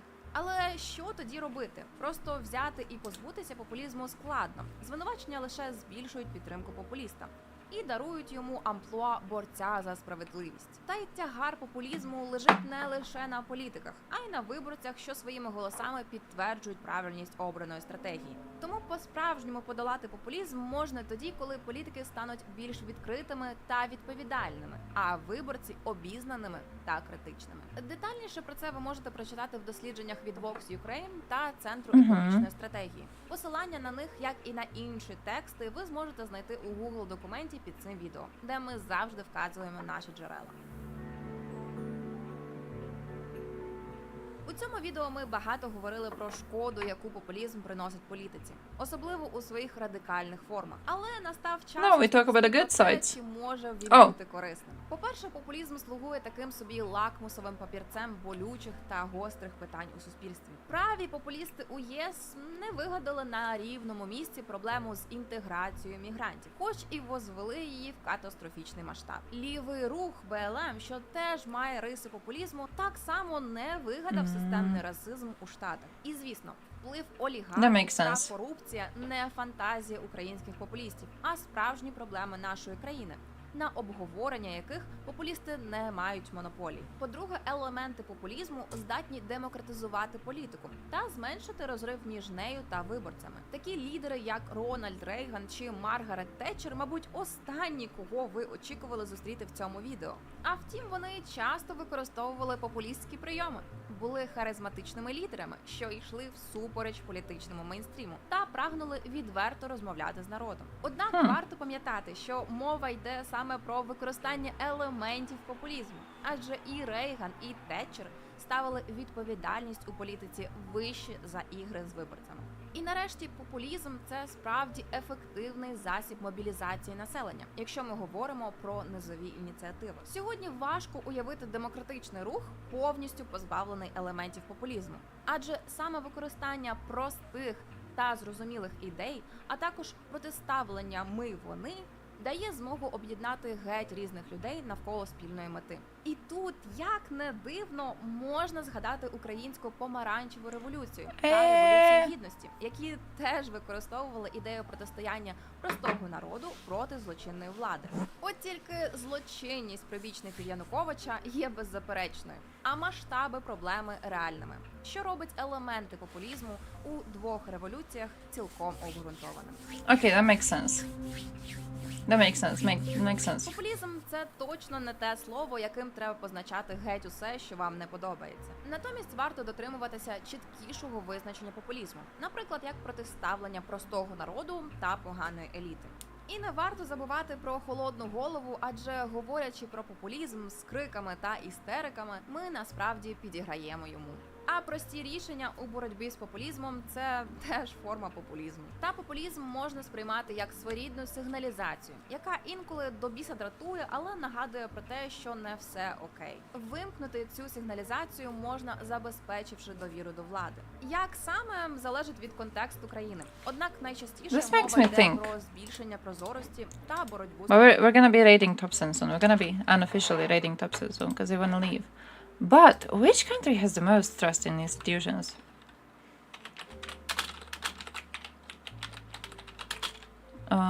Let's go Europe.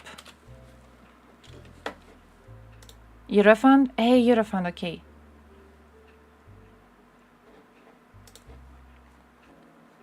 Context. No, I just want the numbers. I just want the numbers. Because I wonder where we would be. Norway? They're saying Norway. That makes sense, I guess. Fucking Norway.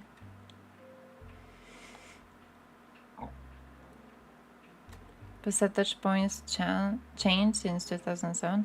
Ah, come on. Trusting government. Norway. Where's Croatia? We're not on the list. This is because we are in minus. Russia? Russia having not really higher score than I expected. That would be a fucking lie. No Croatia, I guess. No Croatia, but nice. Okay, Norway. I have to look into Norway. I don't know what Norway is doing, to be honest. I know about Norway less than I know about Finland. When it goes to Finland, I know almost nothing. I know basically the memes that you people make in chat here, okay? That's it. That's my knowledge of Finland and their politics. You have racists in politics. I know that.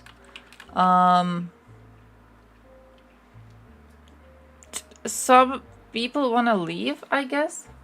Where's my restream not working?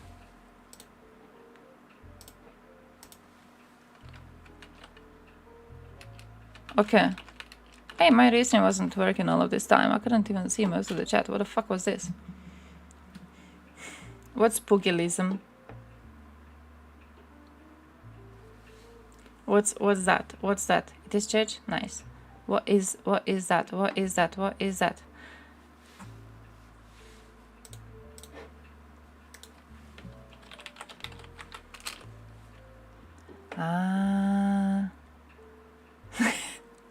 Fight people off. If you had a political party, we were just like boxing all of your political opponents, would that be kind of populism? Line item. Every single thing. If it's good, it is Norway. If you even visit Norway, your life will be extended by 20 years and you will get a doctorate. Is this like how you it reminds me of how when I was in when I was hanging out with my high school friends, how they used to be talking about Korea. They were Korea boos, a bunch of them, and they had this idea that like just by breathing there and by being exposed to the air there and by eating their food, you're gonna get healthier and your lifespan's gonna increase and your skin is gonna look better. Just by the act of like being there. You don't even need to do something, you just need to be there because it's just different. Topson ever getting unbanned? I don't think so. I don't think so. So yeah. I guess no. Cause he said that he got, what was the word? He said that he got a there's a word for it. It's not permaban, no, but there's a word for it, like we don't know how long it's gonna last, which likely means it's gonna last forever. So yeah, but he is on Kick, so that's kind of fun. He's doing really good streams on Kick. So you can also watch him on YouTube if you like using YouTube. I personally don't. I prefer Kick. So Norway air makes your boobs bigger. I'm going to Norway. Norway air gonna make my dick bigger. I'm going to Norway.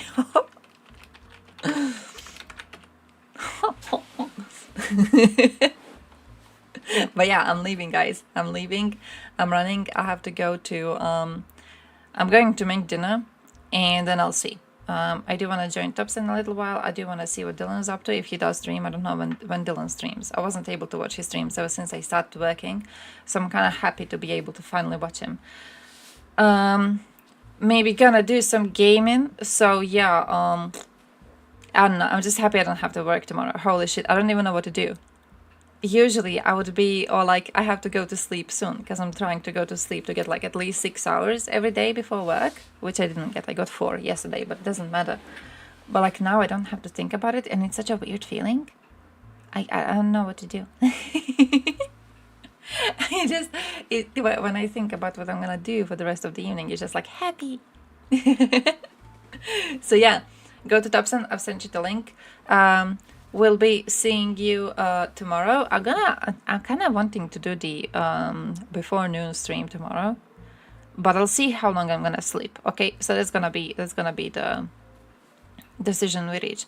I'll see how long I'm gonna be sleeping, because if I sleep for a very long time, if I need to get like extra few hours, then we're gonna do the afternoon stream. So I'll see. I'll do a little test on myself. I'll do a little experiment. I'm the guinea pig. Baldur's Gate 3. Yeah, I've heard it's amazing. I'm seeing people post about it. They're saying that it's amazing. She gonna sleep till noon? No.